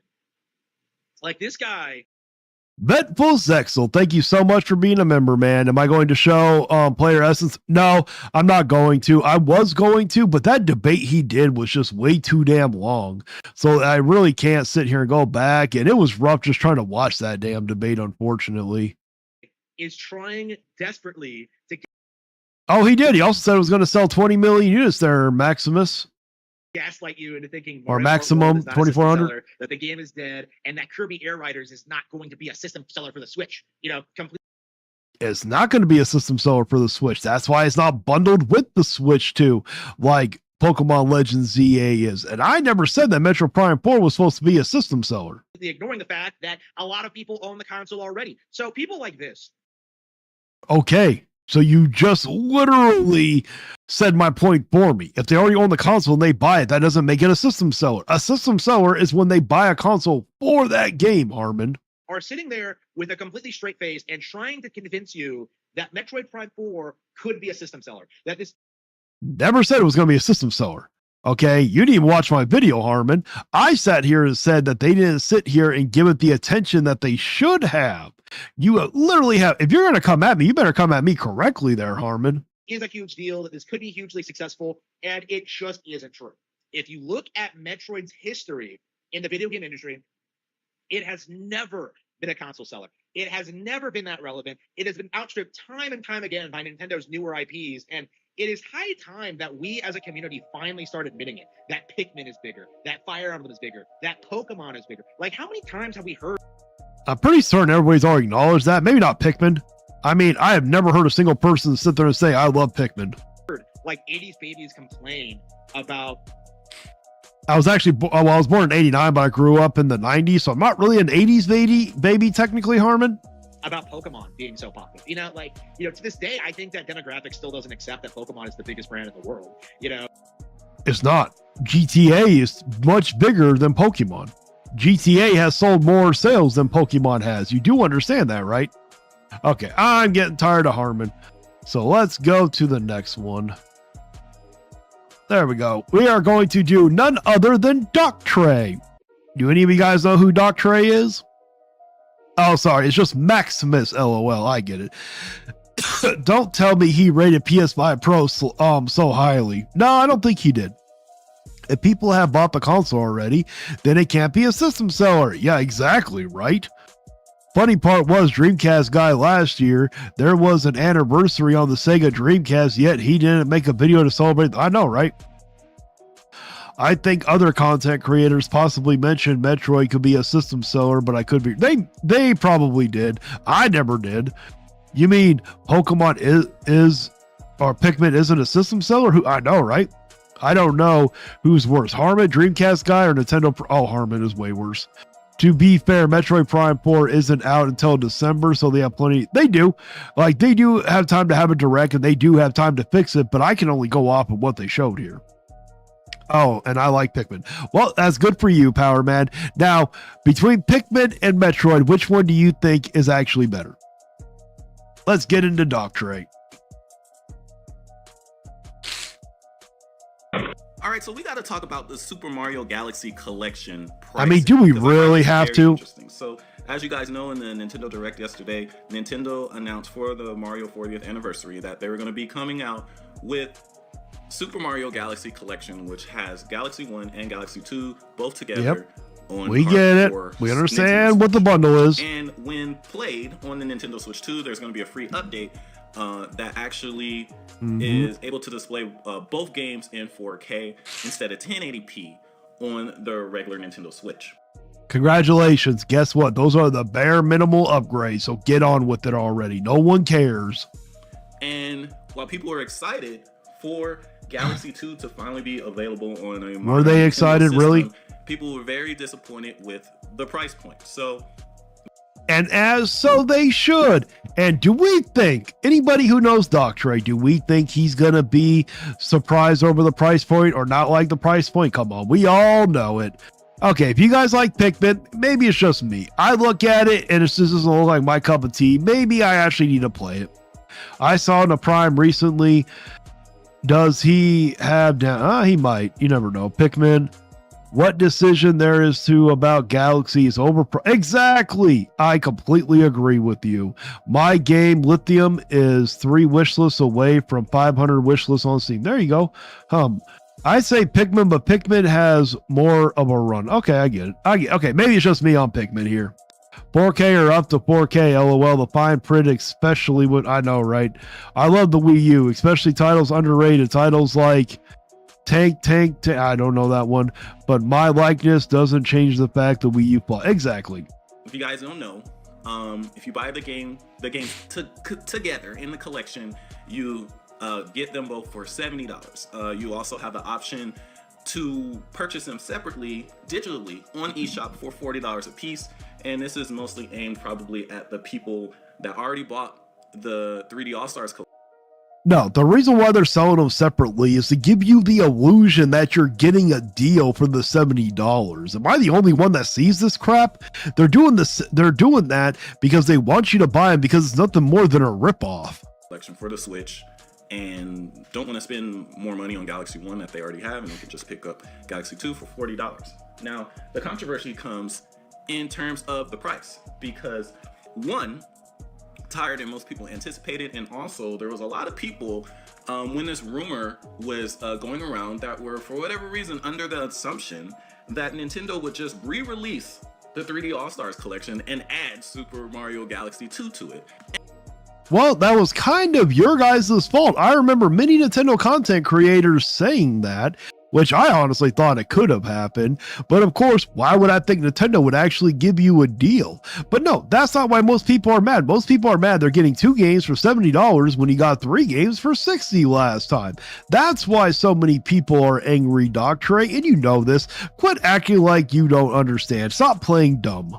And this had me scratching my head, because if Nintendo were to do that, that would literally make that version of the game useless. I mean, literally, the game is almost already useless. You can get Mario 64 on the NSO. You can buy Galaxy separate. The only one they're missing is Sunshine. And from what I've heard, many people didn't like Sunshine, which I don't understand. I actually enjoyed Sunshine. I don't understand what the hate is for that game. Literally. It would be a useless disc after that. So I don't know why people thought that Nintendo would go that route, or I guess there was even... I completely agree with you all. They should have never done that. Unless I was so mad they did that to Galaxy 1 and 2, 100% won't be buying that crap. Neither will I. If there's a thing called Gamefly, I think everybody should start utilizing it. Facts. That should have never been the big Mario reveal. No, it should have not. Tell me why Elden Ring runs so poorly on its... Yeah, exactly.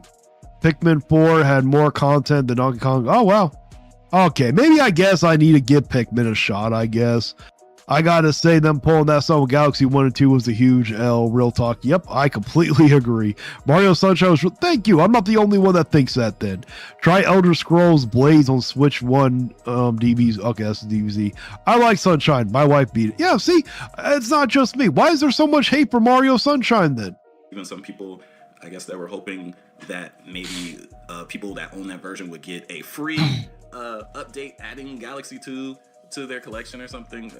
Yeah, that would be nice. Of course, it's not going to happen. This is Nintendo after all. The cost is an issue with this game, and as I said, of course in it my is. video yesterday, and of course you would. Than I thought it should also be too. Oh, but you're going to defend it. Your actions are going to show differently. Around the $60 that the past collection was, but get this. No, it should have been $50. If it was $60, people would still be complaining. Exactly, because it should have been $50. That said, well, how is this game $70 when the last collection you got Mario 64, you got Galaxy exactly 1 and Sunshine, and exactly. This is Galaxy 1 and Galaxy 2. That's irrelevant in 4K. And the other collection, you think people really care? Was Mario 64. This is an N64 game. Don't care. Bundled with Mario Sunshine, the least like 3D Mario of all time. Put some respect on that game's name. So in terms of value, Nintendo was not looking at Mario 64 and Super Mario Sunshine as the same value. They could have released Mario 6. Doc Trey, they could have released Mario 64 and Sunshine separately in a bundle. And they still would have charged $70. Quit acting like you're damn well surprised. And I can guarantee you that the large majority of people that were buying that collection were literally buying that collection to play Galaxy in HD. So technically, No, most of the people that majority bought of the people collections pay because they knew it was going to be a $60 for the collector's Galaxy item, 1 you in HD idiots. anyway. So what is really the difference here with this being both Galaxies, but for $70 when you technically Because you're only getting 2 when the previous one you got 3. Do you understand? And these are 2 retro games. These are reports. These aren't even really remasters, for crying out loud. They didn't really add anything. They gave the bare minimum upgrade improvements because the systems could handle it. That isn't something that you should champion and say, oh, here, give me $70 for crying out loud. paid $60 just to play Galaxy 1 in HD on the last Switch. Now, And the thing that's funny and interesting to me about value proposition, you have no is idea what that value is. people get outraged on certain pricing and not others. Exactly. And this happens with everything in life, but it's very Okay, interesting. let's when hear it it. comes to Let's video games. let's hear it. Come on, show some damn facts, okay? Show us some fucking facts, you idiot. Exactly, Joker. Literally, show us the facts. What games are people perfectly okay with? What other game that came out at $70 that was a report of 2 retro games that everybody perfectly okay with? Please explain that. Because, for example, if you are hyped and buying these new $50 amiibos, but you have a problem paying $70 for 2 of the great Are you kidding me? The people that are complaining about the $70 game, do you really think they're hyped up to buy $50 amiibos? You gotta be fucking kidding me. greatest games of all time in 4K, you might want to sit this conversation out.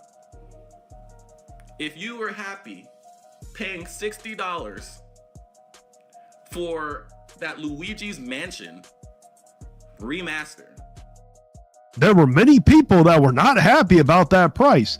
Do you know how mad I was that they reported Donkey Kong Country Returns for $60 damn dollars? There was pushback, but guess what? This is your Nintendo. You are using very poor examples here. you might want to sit this one out. No, I think it's time Just that saying. you guys sit Just this my one opinion. You out. might want to sit this one out. Well, it's a good thing you don't get paid to voice your opinion. Because obviously, especially in terms of Amiibo, I don't care how much you like Amiibo, there is no Amiibo that is worth $50. Exactly. I completely agree with you, but you better be careful there, Doc Trey. Your brethren are going to be coming at you. There is one thing that Nintendo people hate more than a Nintendo hater. They hate one that is a Nintendo fan that they view as a traitor. So you might want to be careful with what you say. That should be $50. No one $50, thinks. $40. Who think anybody in their right mind who is not a fanboy who thinks that $50 amiibos are perfectly okay? Just stop it. These Amiibo cost more than the game. These Galaxy Amiibos, if you buy 2 Galaxy Amiibos, they cost more than Galaxy 1 and 2. Do you think anybody is actually defending that shit? Dr. A, you really did not think before you press record. Is there a thing going on in your guys' community? You know, oh, it's Desire. It is Desire. Where is it?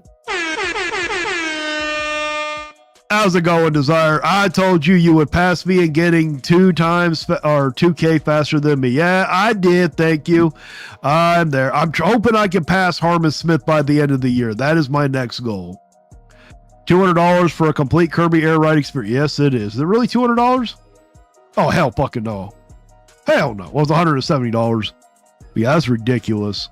Yeah, see, everyone agrees. No one thinks, Dr. A, who the hell have you been talking to that thinks that these amiibos are worth that damn price? The only ones I think that might be, the Metroid Prime ones don't look too bad. They're at 30. I still think that's kind of high. Yes, exactly, Power Mad. Plastic is cheap to make. Together. Make that make sense.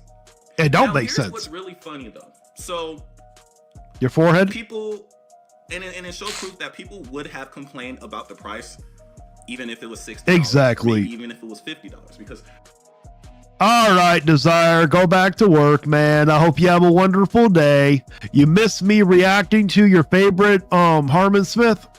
people have very bad memories, but the doctor never forgets. So You ain't no damn doctor. when 3D All Stars was announced at a $60 price point, a whole bunch of people claimed that that price was a ripoff. I don't care. I thought it was fair. Who cares if people thought it was a ripoff? Why does it bother you so much when people tell you that your games are a ripoff?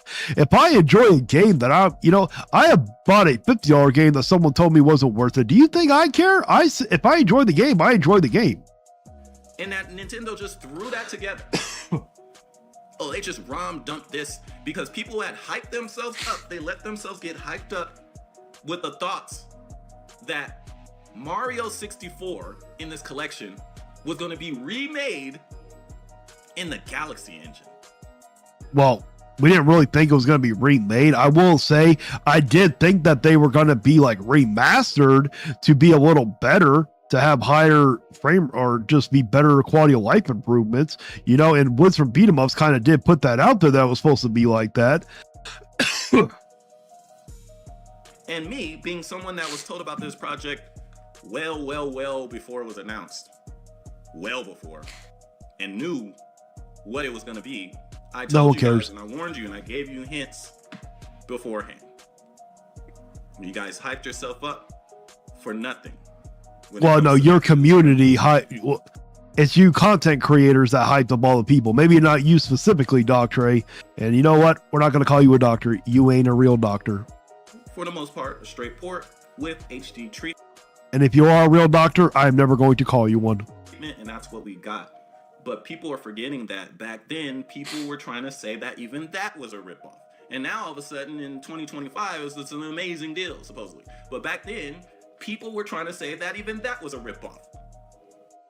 Dr. A, why do you got to repeat yourself? We already heard you the first time. I think you've said it like 5 damn times already. We understand that people said it was a ripoff. Who gives a fuck what people are saying then? Why does it bother you so much? Do you think all those Call of Duty players, we all know that many of those sports games and with the Call of Duty packages, with all that money you got to spend, a lot of us sit here and say that it's overpriced and it's a ripoff. Do you think they care? No. And even gave Dreamcast guy that seat during that time. Well, Dreamcast guy, I mean, he lies about everything. He gives fake reviews for crying out loud. So it's interesting to me just how varying the value perception goes throughout Oh, the really? years. Okay, I'm done with Dr. A. We're going to go on to Nintendo Prime. There we go. We got Primey. Is it almost over? Desperate for sales that they were giving away a free first-party game with purchase of Mario Kart. No one cares. Mario Kart. Nobody cares. Add to No the one fact cares. That you were paying $20 for a 480p version. Congratulations. Of Galaxy on a 1080p Congratulations. system that Congratulations. We dissed. Awesome. No one cares. It is the It's same. not the same. But It is anyways, the same. Let me know what you guys. There you go. Finally, he's done. Now we're getting into good old Primey. But hey, I just want everybody to know, okay? I am perfectly fine with everybody calling Nintendo Prime Primey. I noticed that Patanga did it. I noticed that Oh No It's Alex did it. But I just want everybody to know I was the one that started that. That was me. So everyone can acknowledge that I started the whole Primey train. Come on, Primey, get on with it. And There you Switch go. 2, because if you've been paying attention over the last few days, at least on YouTube, there's been a particular video that has gone viral talking about how the Switch 2.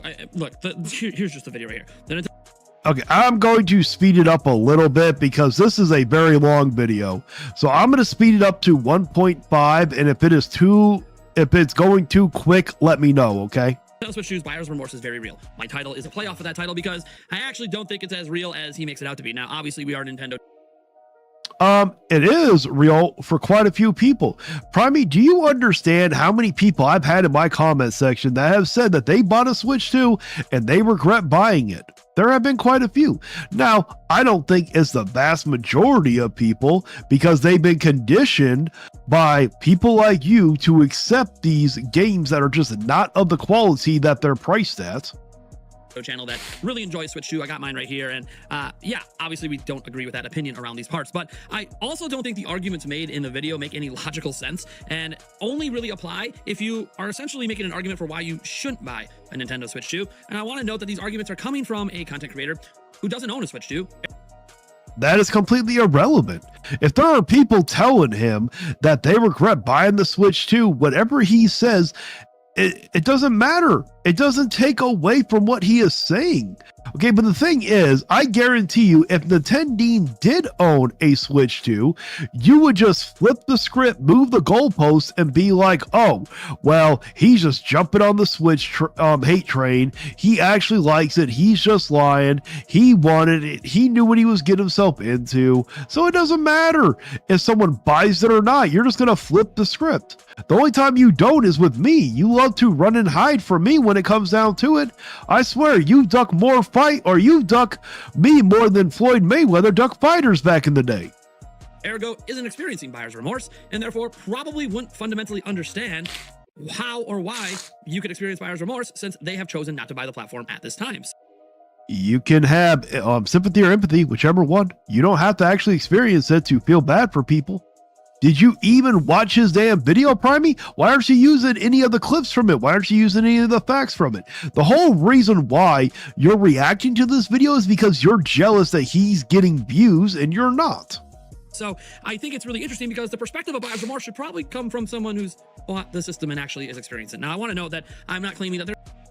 And then if they did that, you would just call him a grifter. You would call him a clout chaser. You would call him like a Munahar, whatever that guy's name is, who sat here and told people not to buy one, that ran out and bought one.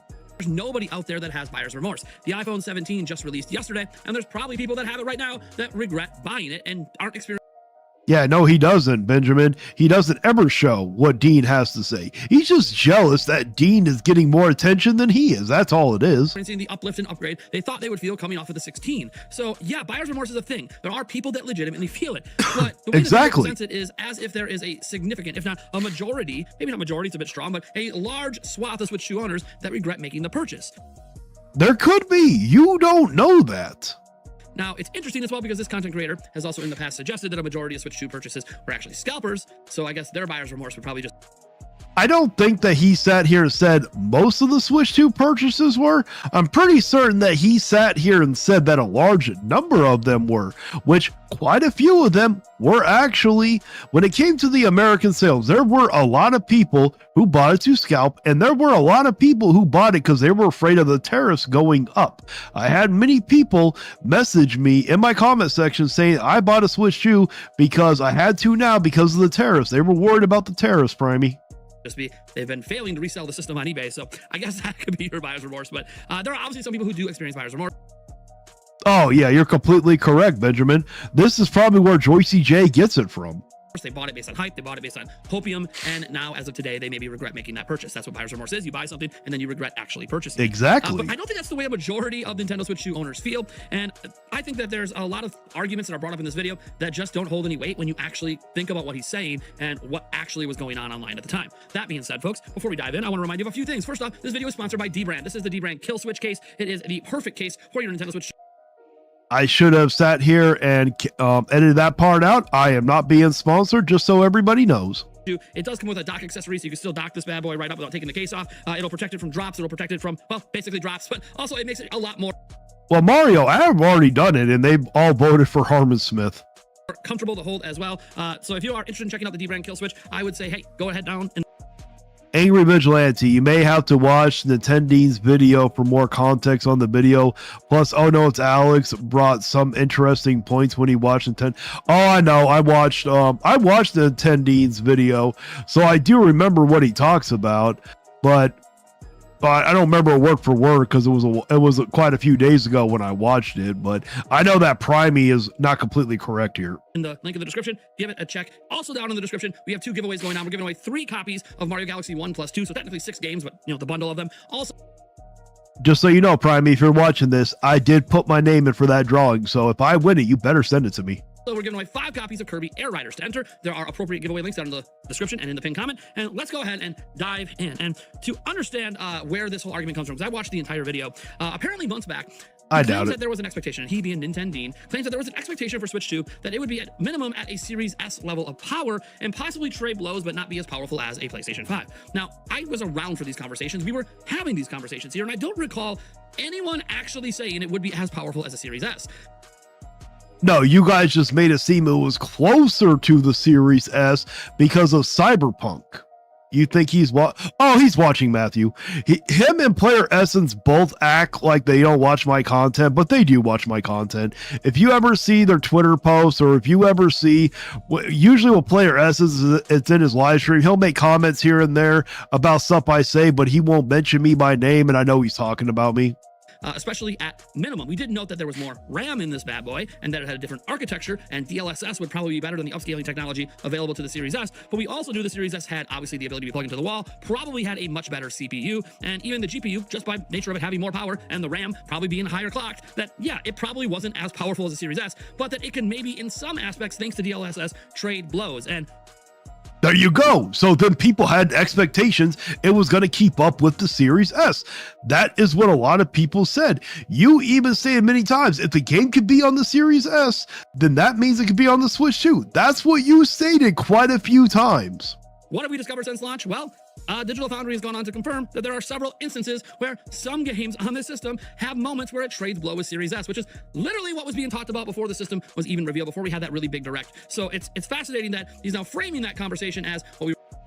My guy, whenever we frame the damn thing as saying that it was a Switch or not a Switch, if it was at the level of a PS4 Pro, you would get triggered, be like, oh no, it's like adding Xbox Series S level. You would always sit here and say that. So of course many people had that expectation. Are you kidding me? My cousin bought a Switch 2 in fear of the tariff price increase. Exactly. I knew quite a few people who did do that. Turns out it was the original Switch that went up. Who would have thought that was going to happen? I like this video. Oh, hey, there's nothing wrong with you liking it, King Paco. That is okay. We were really talking about was that at minimum, this would be as powerful as the Series S and be pretty close to, although not quite as powerful as a PlayStation 5. Maybe those conversations existed somewhere. I don't recall that being a big talking point. The bigger talking point was just that, like, hey, there'll be aspects of this that will Bullshit. The talking point was you guys were hyping it up that the system was supposed to be able to handle the games like the Xbox Series S. You guys said many times that if the game could be on the Xbox Series S, then the game could be on the Switch 2. That's what you guys said many of times. show that it could do certain things better than a Series S. Okay, Benjamin, that's a little too low. We don't got to bring up that part, okay? You know, you're fine with everything else you're saying, but let's leave the personal, you know, like we don't go after the families and stuff, man, okay? But wouldn't overall be as powerful as one, but would be more powerful than a PlayStation 4 or PlayStation 4 Pro. And really, people were settling that docked mode-wise, it would be between a Pro and a Series S, which is exactly what we've seen from Digital Foundry comparisons. Obviously, for docked mode in handheld. That depends on the game, sir. Pretty certain that, what's the game? Hogwarts Legacy looks better on the PS4 Pro. Pretty certain on that one. According to that footage, Elden Ring is supposed to look better. How do you explain that, Primey? Things we always knew were going to be less, right? That's just the way it goes. There's two different power profiles. Now, I find that interesting that this is a huge premise because throughout the entirety of the video, he spends a whole. Exactly, Matthew. I completely agree. I purchased a Nintendo Switch to $580. You paid $500. Why'd you pay $587 for the Nintendo Switch? That's ridiculous. Time just talking about how this thing isn't as powerful as people expected it to be. And he says that's basically the crux of the buyer's remorse. Now, there's another crux he throws into it about the game library, and we will talk about that because he does make one point I do agree with. But I find this to be interesting that it is the main crux for buyer's remorse is that, hey, people bought Switch 2 and they're just disappointed with the power of the system. That is literally buyer's remorse. If they are disappointed in the power of the system, then that makes it buyer's remorse. Do you not understand how that works, Primey? I haven't actually seen that be a popular sentiment online, but feel free to correct me if I'm wrong on that. Next up, he thought, that the average consumer thinks that this is a I mean, I've seen them say that about some of those third-party games, Primey, that came out. 4K 60 FPS But we all know that no one really buys a Switch to go play third-party games. device. Now, what is an average consumer? He doesn't really define it much other than somebody who has maybe seen a trailer here or there, or maybe saw the direct. I'm going to tell you right now, the average consumer does not watch Nintendo Directs. Nintendo Directs are for your hardcore faithful. That is not the average consumer base. That is your hardcore fans. Yes, because Nintendo Directs are very long, but the average gamer does watch trailers of games. You do understand that. If someone's interested in, if the average gamer is interested in Metroid Prime, they will go watch that Prime trailer. They might not watch the whole damn direct that it was in, but they will watch the trailer, Primey. The average consumer is basically someone who sees it on a store shelf and goes, oh, that's a... They made you purchase a 2-year... Well, remind me to never go shopping at GameStop if they're going to make me buy a 2-year... Shit.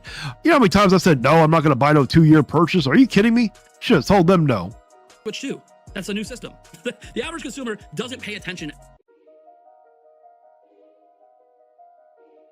Wait, who are you talking about? Optimus Skywalker? that closely to anything Nintendo. In fact, the average consumer might be more aware of the discourse around the system than anything Nintendo's actually said about it. And I just say that from going to launch and having some more casual consumers in the line buying a Switch 2 that were talking to me about, hey, aren't all the games going to be $90? And it's like, where do they hear that? Because they didn't hear it from Nintendo. Yeah, they heard it from content.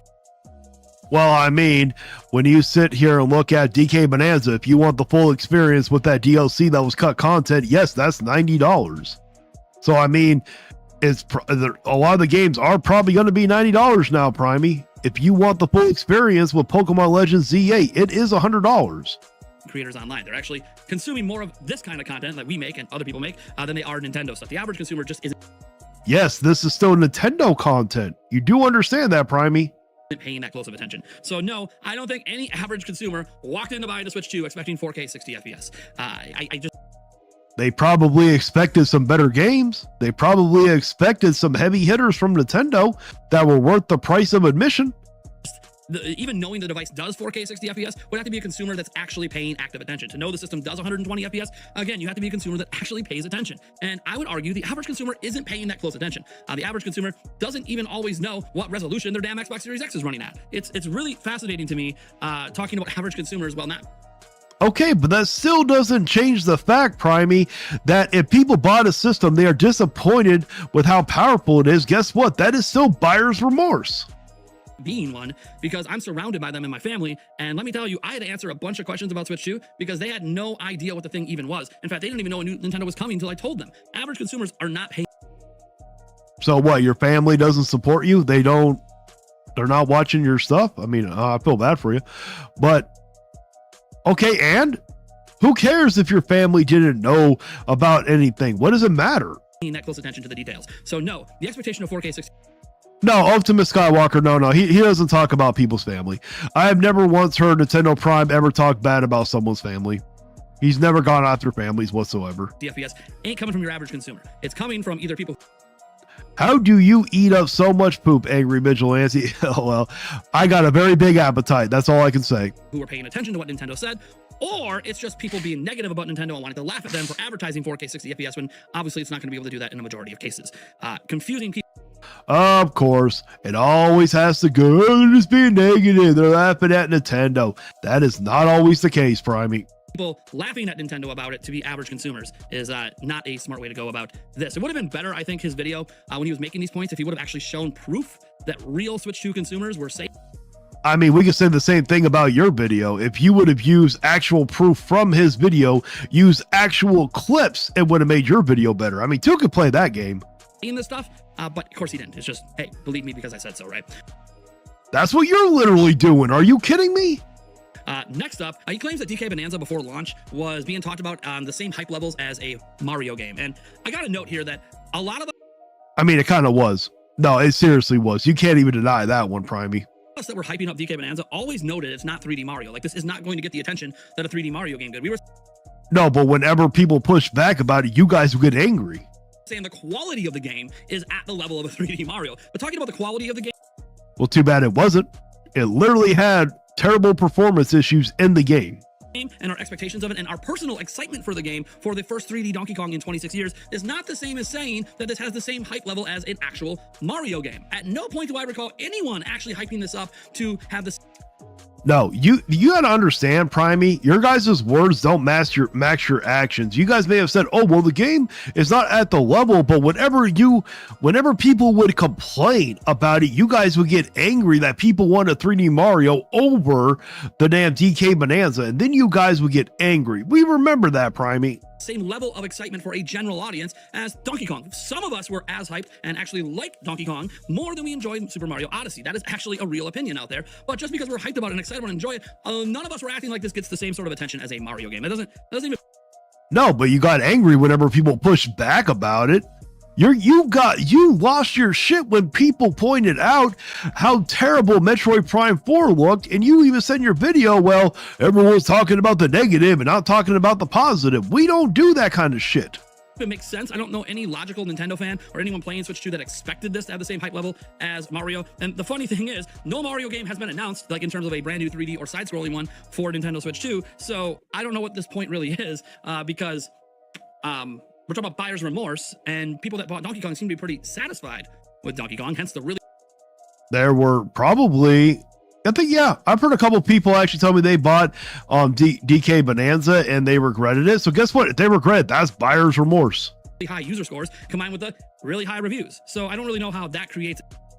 That is because people are conditioned with Nintendo to sit here and have lower standards for a game, and they rate it so damn highly. That game should not have been given above an 8 out of 10. Any buyer's remorse by having just a really damn good video game come out because it's not Mario, I guess, is the idea of it being buyer's remorse. But Mario wasn't promised yet. So, okay, moving on. He does this big thing where he tries to basically dismiss all third-party games, either for being old ports coming back. Sure. Exactly. No one was really excited over those old ports. The only ones that they might have been excited for was Cyberpunk, because guess what? Cyberpunk is an amazing game. Fair criticism, or because they don't perform as well as more powerful systems do, even using Digital Foundry for this argument, even though Digital Foundry has said many times, for the level of hardware this is, a lot of these third-party games are running very, very well, and they've even been... And so doesn't take the fact that some of those games ran very poorly. Madden, and what's some of the other ones? I know there were some other ones that didn't run that well either. Oh, Demon X Machina, I can't even pronounce it right. Those games ran terribly. Impressed, especially with Star Wars Outlaws. They were very impressed. Now, the big thing...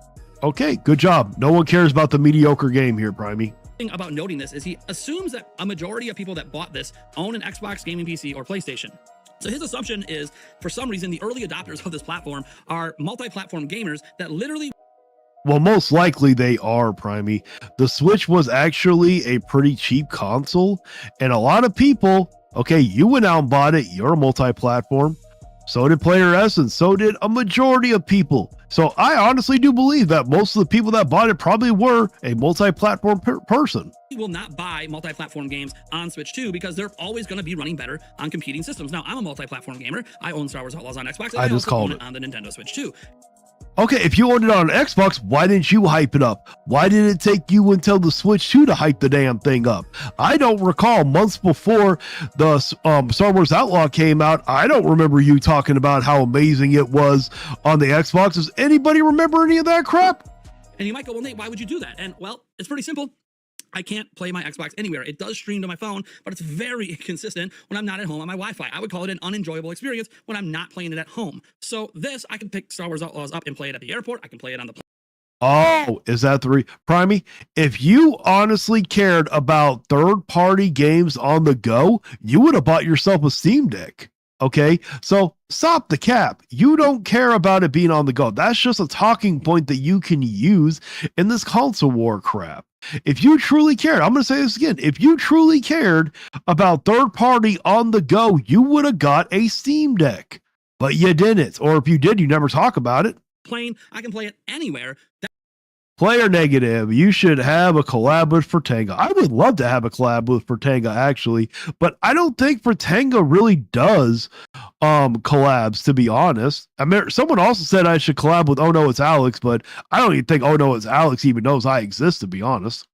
That's one of the major appeals to Switch 2. It's not that the games were ever going to run as well as they do on other platforms. In fact, that was never being stated about this at any point. There were no promises about that, and there were no hype that it was going to be. The hype was always that the games would be good enough. Yeah, actually, okay, I kind of do agree with that. Yeah, they were supposed to be good enough, but some of them are not good enough. That we would actually enjoy them when so many games were not good enough on Nintendo Switch 1. And okay, I clearly remember you talking about some of the games on Switch 1. Oh, they were perfectly playable. They were good enough. Now, all of a sudden, they're not good enough. Primey, make it make sense. Lo and behold, the games are good enough. That actually proved to be true. Also, how much do you want to bet when the Switch 3 comes out, he's going to sit here and change it to where the games aren't good enough anymore on the Switch 2? So it's really interesting to consider that the early adopter audience is an audience of multi-platform gamers when I would venture to guess, and this is, I don't know this, there's no way for me to measure this, just like there's no way for him to back up his claim that all the buyers, or a majority of the buyers of Switch 2 are multi-platform gamers.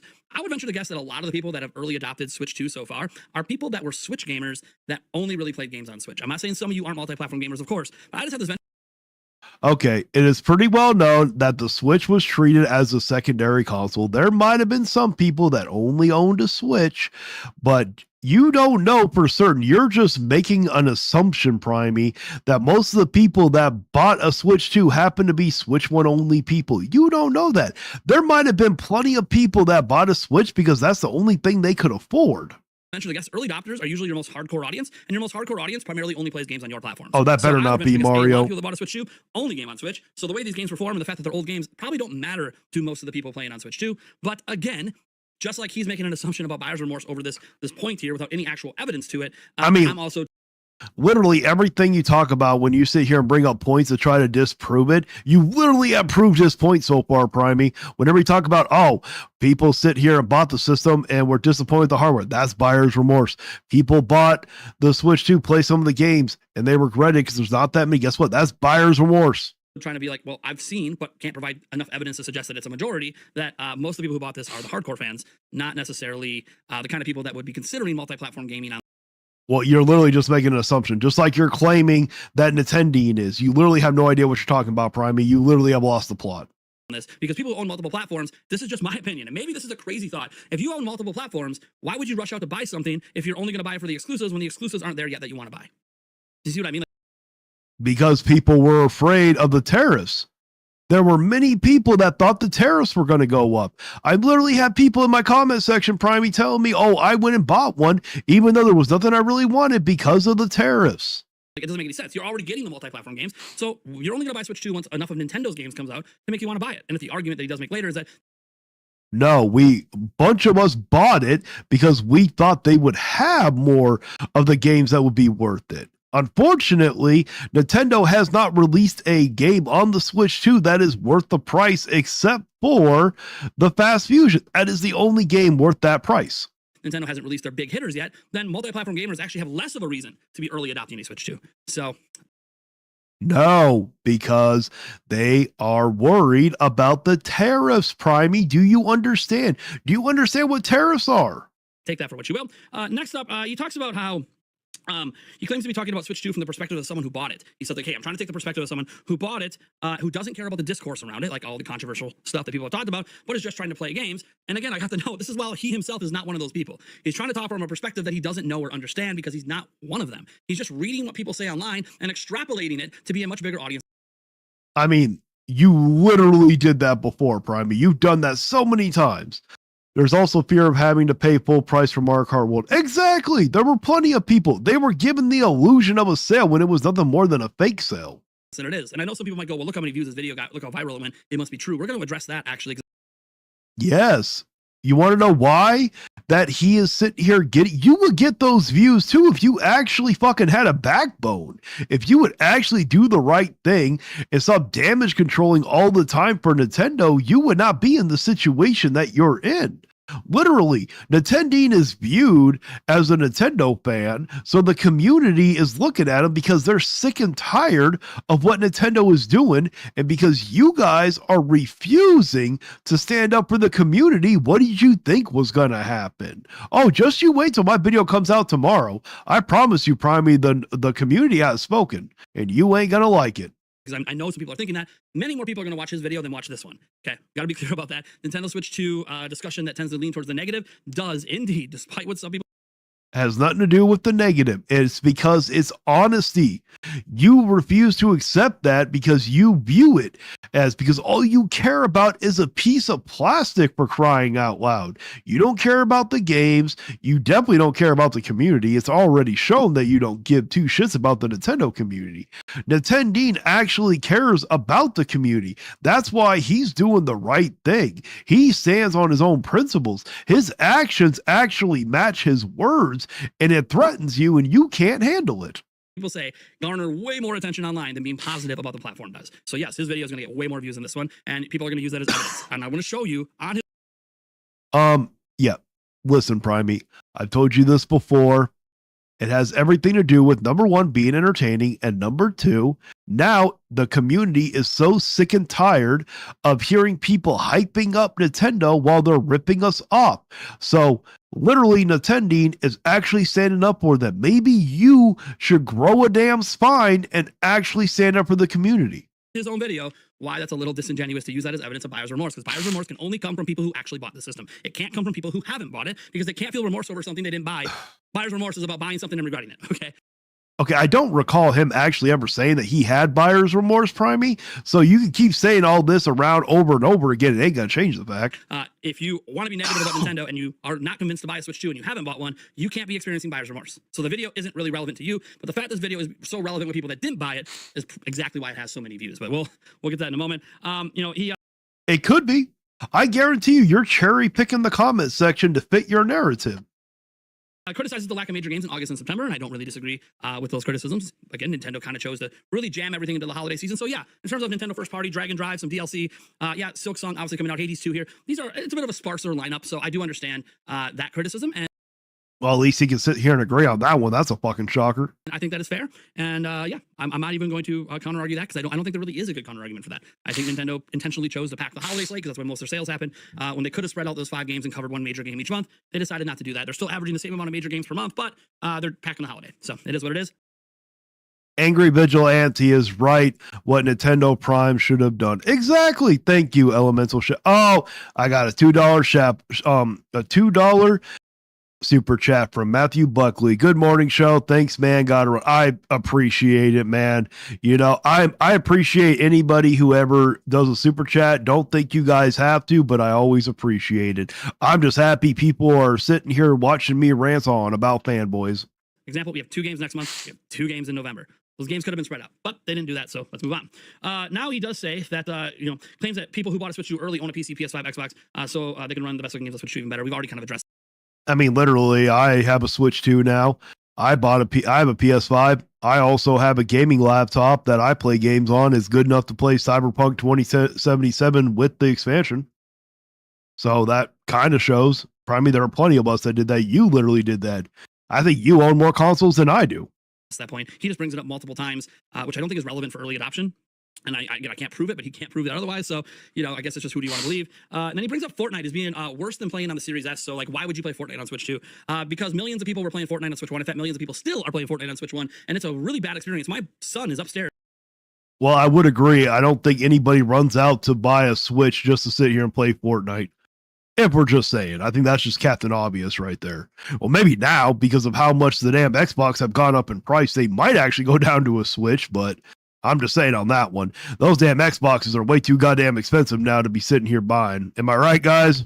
Playing Fortnite on Switch 1 right freaking now. He got to play one match on my Switch 2, and his mind was blown at how much better the game is on Switch 2. And well, usually I don't bring up the whole family stuff, but you brought it up in this video. But the thing is, he's a child. He doesn't know any better. My fiance, who plays way more Fortnite than I do and plays it on my Xbox Series X, she was playing on my Switch 2 last night while I was playing Madden on the Series X. And you know what she said? You know what? This feels and plays and really similar to the Xbox version. I seriously doubt that. Yeah, it doesn't have to be 1-to-1 to be good enough. The argument about Nintendo Switch 2 was always that it's good enough. And guess what? Oh, thank you so much, John Marr. Welcome to the crew, man. Thank you so much. And we got Blast in the chat. How's it going, Blast? How are we doing, chat? Man, you missed Desire. He was in here a little bit ago. She was playing in Handheld, which you can't do with the Xbox version right now. So the appeal of the Switch 2 has always been the same as the appeal of the Switch 1, that you could play the games anywhere. No, Primate. You have conditioned people to accept that. The appeal of the Switch 2 or the appeal of the Switch is the Nintendo games, is the Pokemon, is the Mario Kart, is the Mario 3D games. Those are literally the appeal of it. You sit here and love to claim, oh, I can play it on the go. That's the appeal of it. Why don't you have a Steam Deck? Why didn't you have a Steam Deck during the Switch 1 when you could have played all those third-party games that you love to play on the go? On the go does not matter like you think it does. Good. We doing good. That's so good, Blast. How's school going? The biggest thing for me with the Switch 2 is just the bigger screen. Yeah, hey. That is a good thing. I bet Blast would agree with that. Blue Moon, welcome to the crew, man. Thank you so much for becoming a member. So, yeah, I just find that to be really interesting that now Fortnite is now a bad port on Switch 2, even though it runs at a consistent 60 FPS, which is all that really matters for gameplay purposes. And it's got really great draw distance and very low pop in it. You actually can be a competitive Fortnite player on here, even has mouse support. So, Oh, okay, we'll set that aside because I just found that argument to be really weird in a household that does play Fortnite. I have some pretty good experience where most people. Congratulations. You know, some people play Fortnite. We obviously know that. But I've never heard anybody run out and say before all these price hikes that, oh, I'm going to go buy a Switch just so I can play Fortnite. Tend not to care between the other console versions and the Switch 2. Because again, the argument for third-party support of Switch 2 was always it just has to be good enough. Fortnite's actually a positive example of a good enough experience. Hence why cross-platform play and all that is more enjoyable on Switch 2 because other people don't have that competitive advantage. All right, moving on. He claims the sports games were being advertised as having parity with the other releases, despite the fact that Madden and NBA 2K both advertised before release that there wouldn't be cross-platform play. Anyone who cares about those games knew the. Really? No, they didn't. Then why did you buy Madden on the Switch too? If it was promoted that it was going to have cross-platform play, then why did you buy it? Because you threw a fit after you bought it that it doesn't have cross-platform play. We didn't. You're so full of shit. The moment that cross-platform play was confirmed to not be part of those games, that there was obviously something lesser about those experiences. I'm not really sure where it was ever like massively advertised that this was going to be a feature parody. Like, no, they did say that we were going to get the games and they were going to be the current gen versions of the. Well, I mean, the Madden game is literally a lesser port than the other ones. It's literally a shittier port than the rest of them. So that right there just disproves what you're saying. And then when it came to Madden also, you can sit here and say all you want now that, oh, it was advertised, it wasn't supposed to be cross-platform. You're full of shit because you were saying before that you didn't know if it was going to be cross-platform or not. Why the hell are we buying Madden in the first place? I know, right? Don't let Desire hear you say that, though. But I completely agree. I haven't played a sports game in years. You know what? If EA made NFL Street 4 right now, I would buy that game. The game, but they never promised complete parity. The moment cross-gen support wasn't in, we already knew that meant there was probably something wrong with the performance of the games. Am I wrong? No, you didn't. Because then you would have sat here and not bought it. So what, did you buy it just to sit here and throw a fit then? Wrong, we meant less frame rates than the other systems. And lo and behold, that's literally what happened. So they were pretty upfront that these were not the exact same on par. No, you didn't. No, they weren't. Nope. You were full of shit. They were the only thing that I can remember. I don't even know if the NBA game is even out yet. I don't think it is yet. But when it came to the WWE game, the only one that we knew was you weren't going to get the community thing where you can download all the stuff. That is the only thing that we actually knew. When it came to Madden, you were so full of shit. We did not know if it was going to be cross-platform or not because you were talking about it before, for crying out loud. Versions. They were just the current gen versions, which is an improvement over Switch 1, especially for NBA 2K. It looks visually great. It has all the same in-game features, but it doesn't have 60 FPS. We kind of already knew that. So I completely agree with you, Blast. I couldn't say it better myself. Anyone that paid attention to those games knew the expectation going in was that they would be lower frame rates. So it's kind of weird to use that as an argument for why people feel buyer's remorse. I also don't think a lot of people were picking up Switch 2 for Madden and NBA 2K. Yeah, I don't think that they thought it was going to be as low as it is in Madden. Prime, you're being so disingenuous. Okay, I'm just going to be honest here. I don't think that was a major selling point for the platform. Could be wrong here, but this is the same person who said third-party games aren't selling on the system. It's just first-party. He said this like a month ago, and here he's now trying. I'm pretty certain he says they don't sell as many, which is actually a pretty common thing. And probably what you did was you just read the title or saw the thumbnail and got triggered because I sat here and said the third party weren't selling as well. I said weren't selling as well. That's probably what Nintendo did too, because I'm pretty certain that I watched it. Primey, stop being disingenuous or actually watch the whole damn video. Trying to be like, oh, buyer's remorse exists over something that people probably didn't buy the system for. So I think that's an interesting way. In fact, most of the video talks about third-party stuff, like after he's made arguments for months that we only buy it for first-party. Now, the rest of this obviously gets... Yes, Primey. Well, I think you just said it, actually. Yes, most people who buy the Switch or Switch 2 is going to be for first-party. That is a given. But you want that third-party so you can console war. Down to some stuff that I can kind of see some arguments. He claims that the games coming out do actually appeal to Nintendo fans and Nintendo buyers in general, but it just doesn't appeal at the same level as 3D Mario and 3D Zelda, and I do agree with that. Well, I mean, yeah, that's actually true. But there are so many Nintendo IPs that don't appeal to Nintendo fans as much as the 3D Mario game. All the games announced so far, even like Fire Emblem Fortune's Weave, that to me is on the same hype level as a 3D Mario, is not something that has the same general mass appeal to the Nintendo base as a 3D Mario or a 3D. No, and when it comes down to it, the reason why Fire Emblem it doesn't appeal to the hype as much is because of the combat. Not a lot of people like that tactical combat.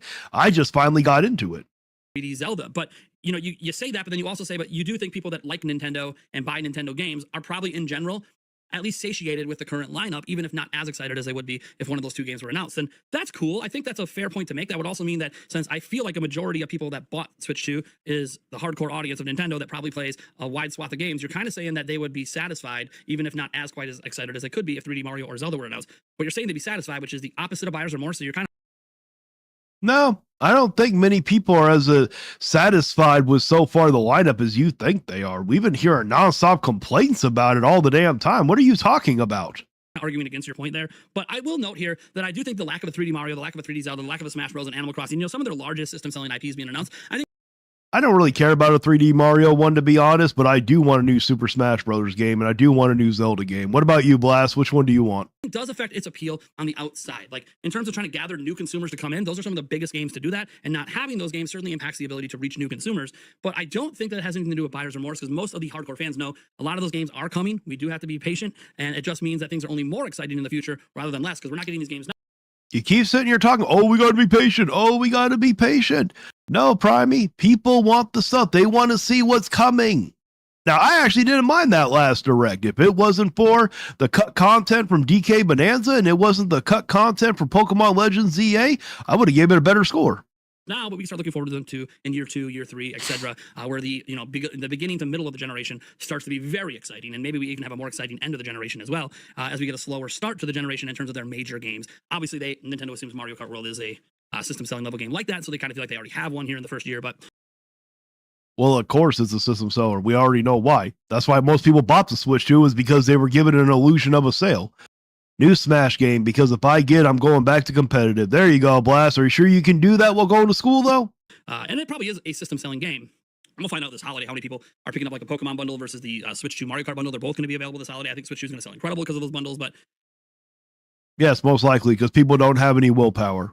we'll find out. This last claim I thought was really weird. So he had this claim where he said, if you bought a Switch 2 expecting your Switch 1 games to run better, they don't. And I don't know where this comes from. Yeah, there are 12 games Nintendo released free updates for. Yeah, there's Switch 2. There are some games that don't run that better. There has actually been proven that there are some of the games that don't run better. You're probably taking them out of context.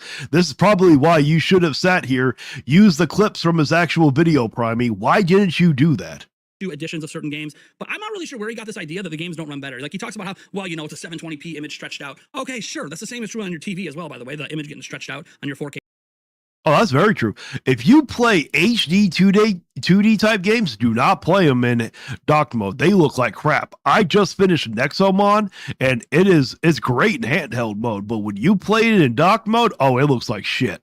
Televisions on Switch 1, but he's probably talking about handheld where like, oh, it's stretched out from 720p to 1080p. That has nothing to do with games not being better. This is from 3 months ago, so a very old list. Actually, it does. If the games are stretched out, they don't look as good, that means they're not better. What are you talking about, Primey? A very incomplete list of Switch games that have performance improvements on Switch 2. You're seeing faster loads on average, looks better, runs smoother, 60 FPS with only a drop in a frame here or there, lock 30 FPS, lock 30 FPS, lock 60, 60 uncapped. Yes, there are some that do run better, but there are some that do not. You have talked about some of them. 60, running smoother, loads faster, higher resolution. Across the board, Switch 1 games run better on Switch 2. And the reason he doesn't know that is because he doesn't own one. He bases so much of his... Exactly, Dustin. Well, I thought Cyberpunk 2077 ran good. Hey, Primey, where's my Xenoblade updates? Exactly, where are Xenoblade updates? I got Xenoblade Chronicles X, and I'm waiting for that damn update right now. Where the hell are they? Blast, you the man. Stances on things he digs up online rather than actually having experience. A majority of Switch 1 games play better on here, including Smash Bros. He brings up Smash Bros. As an example of a... Yes, we acknowledge that some do. I bet even attending will acknowledge that some do, but where are Xenoblade updates, huh? Game that just looks worse and doesn't, has no improvements on Switch 2. And yet when you Google, does Smash Bros. Ultimate run better on Switch 2? You have the AI overview that matches this Reddit thread from 3 months ago. Says, yes, Super Smash Bros. Ultimate generally runs... He probably wasn't talking about that Super Smash Brothers. He was talking about the games that don't run well. Better on Switch 2 due to significantly faster loading times, such as for the title screen, the character selection, the costume changes, and replays. While there's no specific Switch 2 patch yet, the beefier hardware provides smoother performance and... Benjamin, come on. We've been patient enough. We want our Xenoblade updates, and we want them now. Faster respawns. However, online play's input delay remains unchanged, although it's more consistent. It's like a 6 frame instead of a 5 or 6 frame. So for the hardcore people, it's actually a more consistent frame difference there for your timings. But either way, obviously not ideal. There's not like a major online improvement. But point is, yeah, there's even improvements naturally with Super Smash Bros. Ultimate. Yes. What does that take anything? How does that disprove what he says, Primey? This is why you need to use people's clips. Because for all we know, you could be full of shit. You're pretty much saying, oh, just believe me because I'm Primey. So that's just a lie. And it's a lie because he doesn't know. Like, consistently, he is looking online for things. Well, if he doesn't know, that's not a lie, Primey. You do understand, for it to be a lie, you have to know what you're saying is false. So you're saying he doesn't know means he's not lying. Primey, you need to understand how that works. And you were making fun of me sitting there saying I didn't know definitional words. Things that support his argument. And I feel like this is what's been happening with the discourse around Switch 2 overall, is that people will find things to support their stances because that's all they're looking for. You do the same damn thing. The only time you talk about something that's negative is so you can wash over it and try to hold it up again. Or if you need content, don't act like you're any fucking difference. Not looking for anything else. When you're just looking for things that support this idea that there's buyer's remorse, you will find people that have buyer's remorse, but you're not considering So guess what? That means people have buyer's remorse. You just proved his point. the people that don't. You have to look at the whole spectrum. I am pretty certain that Nintendo never sat there and once ever said that there were people that every single person had buyer's remorse. Pretty damn certain that he did not say that. And you have to be careful when you say things that you don't have direct knowledge of that are easily disprovable with Google searches with people making giant lists. I mean, like you do. When it came to Woods from Beat 'em Ups lie about the Nintendo Direct? Or how about when you ran with the whole thing about the Switch 2 being very difficult or unhackable? Oh yeah, we remember all that one, Primey. Of things showing that Switch 1 games actually run better on here. One of the primary reasons to buy a Switch 2, I can argue right now, is that your Switch 1 library actually runs better. Well, guess what? That is bare minimum. That is not a reason to run out and buy a Switch 2 just because you can play your Switch 1 library. Backwards compatible has been bare minimum for years, Primey. Are you kidding me? It's not our fault that Nintendo's finally playing catch up. That is a huge selling point for the platform. No, it is not. New games are a selling point, not backwards compatible. Just because you guys have finally caught up to the industry doesn't make it a selling point. But he doesn't know that. And he hasn't even done the I'm pretty certain he knows that you can play backwards compatible. research on that. It's weird. You don't need to. It's very Primey. If you need here, you can set up an appointment with me and I will teach you some common sense if you like. I'll even put you on a payment plan. We'll put it on layaway, okay? Beyond that, let's go back to his video because I don't want to make this all about like hating on Nintendo. And I think he makes some good Yes, points. you And do. I think he's actually a pretty intelligent person. I just think sometimes he's only looking for things that support his biases instead of considering a wider breadth. Let's look at the comment. You do the same damn thing. Okay. Well, no, you actually did. But how come you're not telling the rest of your brethren to make videos about the layoffs, huh? I noticed you're the only one that actually talked about the layoffs. The rest of your brethren are running and scared. It's on his video because after all, it went viral. And it's going to get way more views in this video. So clearly, Oh, that's why you did this video. You're just a little jelly that he got more views than you did. Well, I mean, it's a lot more than a little. He got a lot more views than you did. Nintendo, I am a little envious of you. Just a little. there must be a huge sentiment that has buyer's remorse. Well, there probably is. You're just going to go and cherry pick the comment section. Well, we don't have to scroll far to realize what's going on here. Post Nintendo clarity has nothing to do with buyer's remorse. Nintendo made a Switch 3 tomorrow. Post Nintendo clarity. You do understand that means post nut clarity. That's where it comes from, which post nut clarity means you wake up and realize that you made a mistake. That's what that means. So if they have post Nintendo clarity, that means they have buyer's remorse. Do you not understand that? The same people would buy it. Look at all the likes. Again, nothing to do with buyer's remorse. Without Reggie Nawada, no one at Nintendo's fighting for the gamers. Nintendo isn't the same anymore. Has no.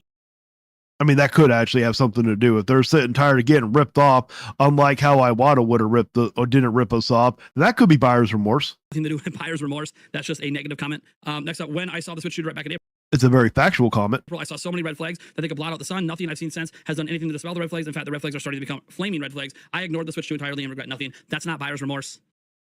Okay, but it's still a fact on what he says. You didn't buy it. You can't have buyer's remorse if you didn't buy it. I don't know what Nintendo is doing once the nostalgia market dies off because there aren't going to be many kids who still have access to the games to be nostalgic later in life. Again, this isn't buyer's remorse. That's not what a buyer's remorse comment is. That's a comment of someone who didn't buy a Switch 2.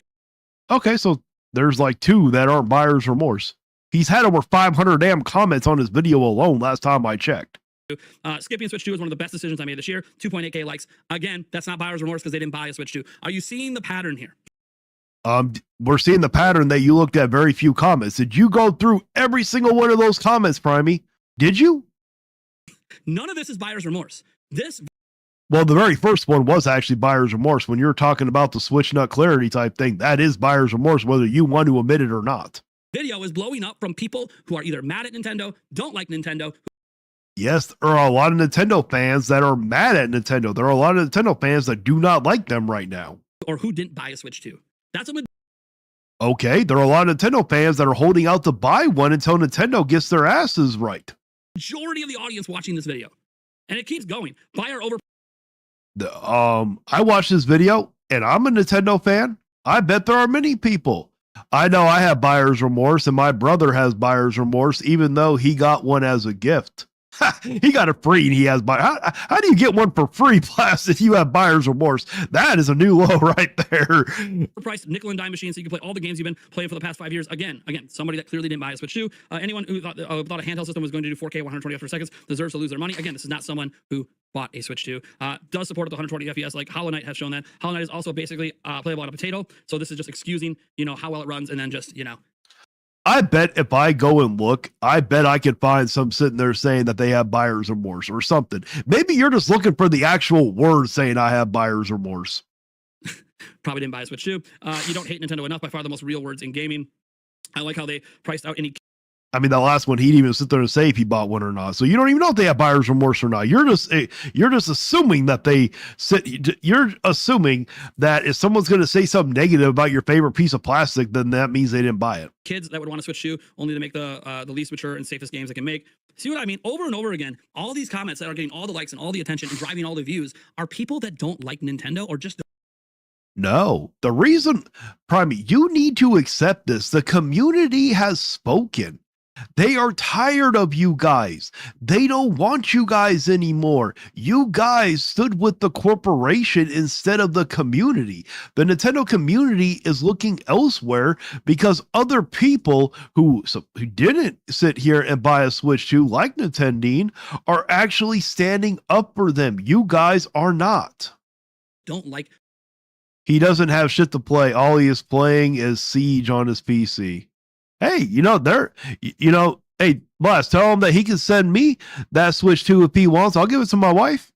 The Nintendo Switch 2. And that's okay that they don't. But it creates a bad narrative that there is a massive amount of people who bought a Switch 2 that have buyer's remorse because videos like this are going. No, the only thing you don't like is because you just don't like it when people are out here speaking negative about it.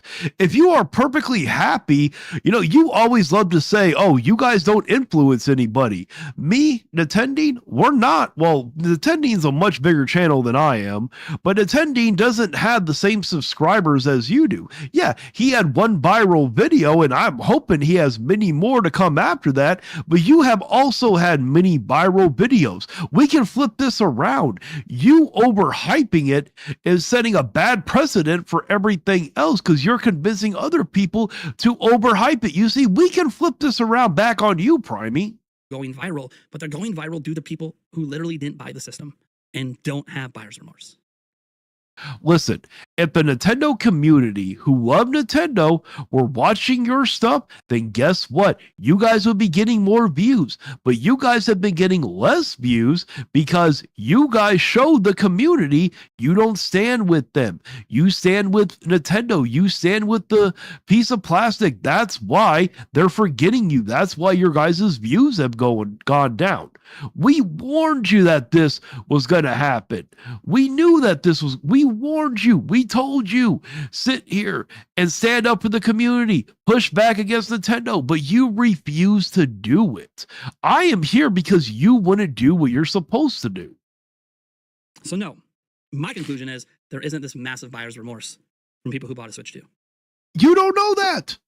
You are literally speculating. You have no proof to back it up. Well, it's a good thing that I am done with this video. Oh, this was a rough one to get through, but I am so glad to everybody that showed up.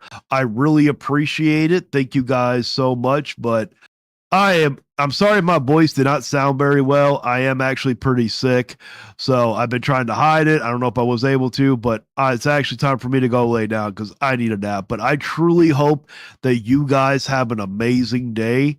and enjoy your guys' copy and everything. Thank you guys so much. Thank you to all the people who became members today. Thank you for the person who super chatted. I appreciate each and every one of you guys. Even when you guys show up just to watch me rant on these fanboys, I still enjoy it. Thank you very much. And just, you know, I appreciate you guys so much. Thank you.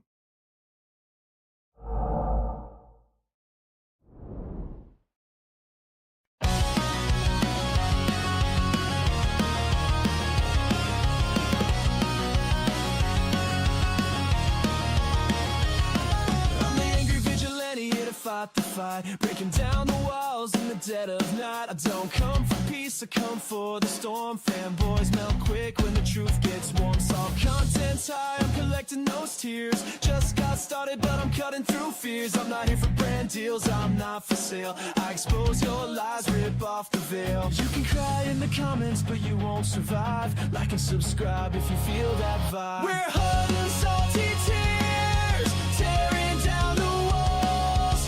Fanboys falling fast, hear the vigilantes calls.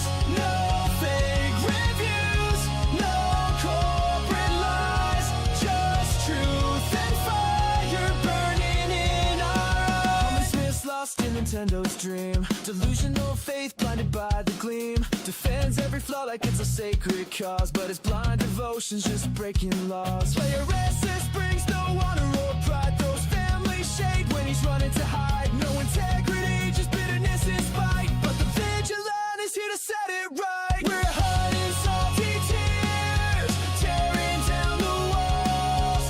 Fanboys falling fast, hear the vigilante's calls. No fake reviews, no corporate lies, just truth and fire burning in our eyes. Cast guys, fake words can't hold the line. Sony fanboys smoke, but his reviews don't shine. Switch for shields, a corporate game, selling hype and spin while we call out the shame. Dark trays and Nintendo fanboys stuck on repeat, says the same old lines like a broken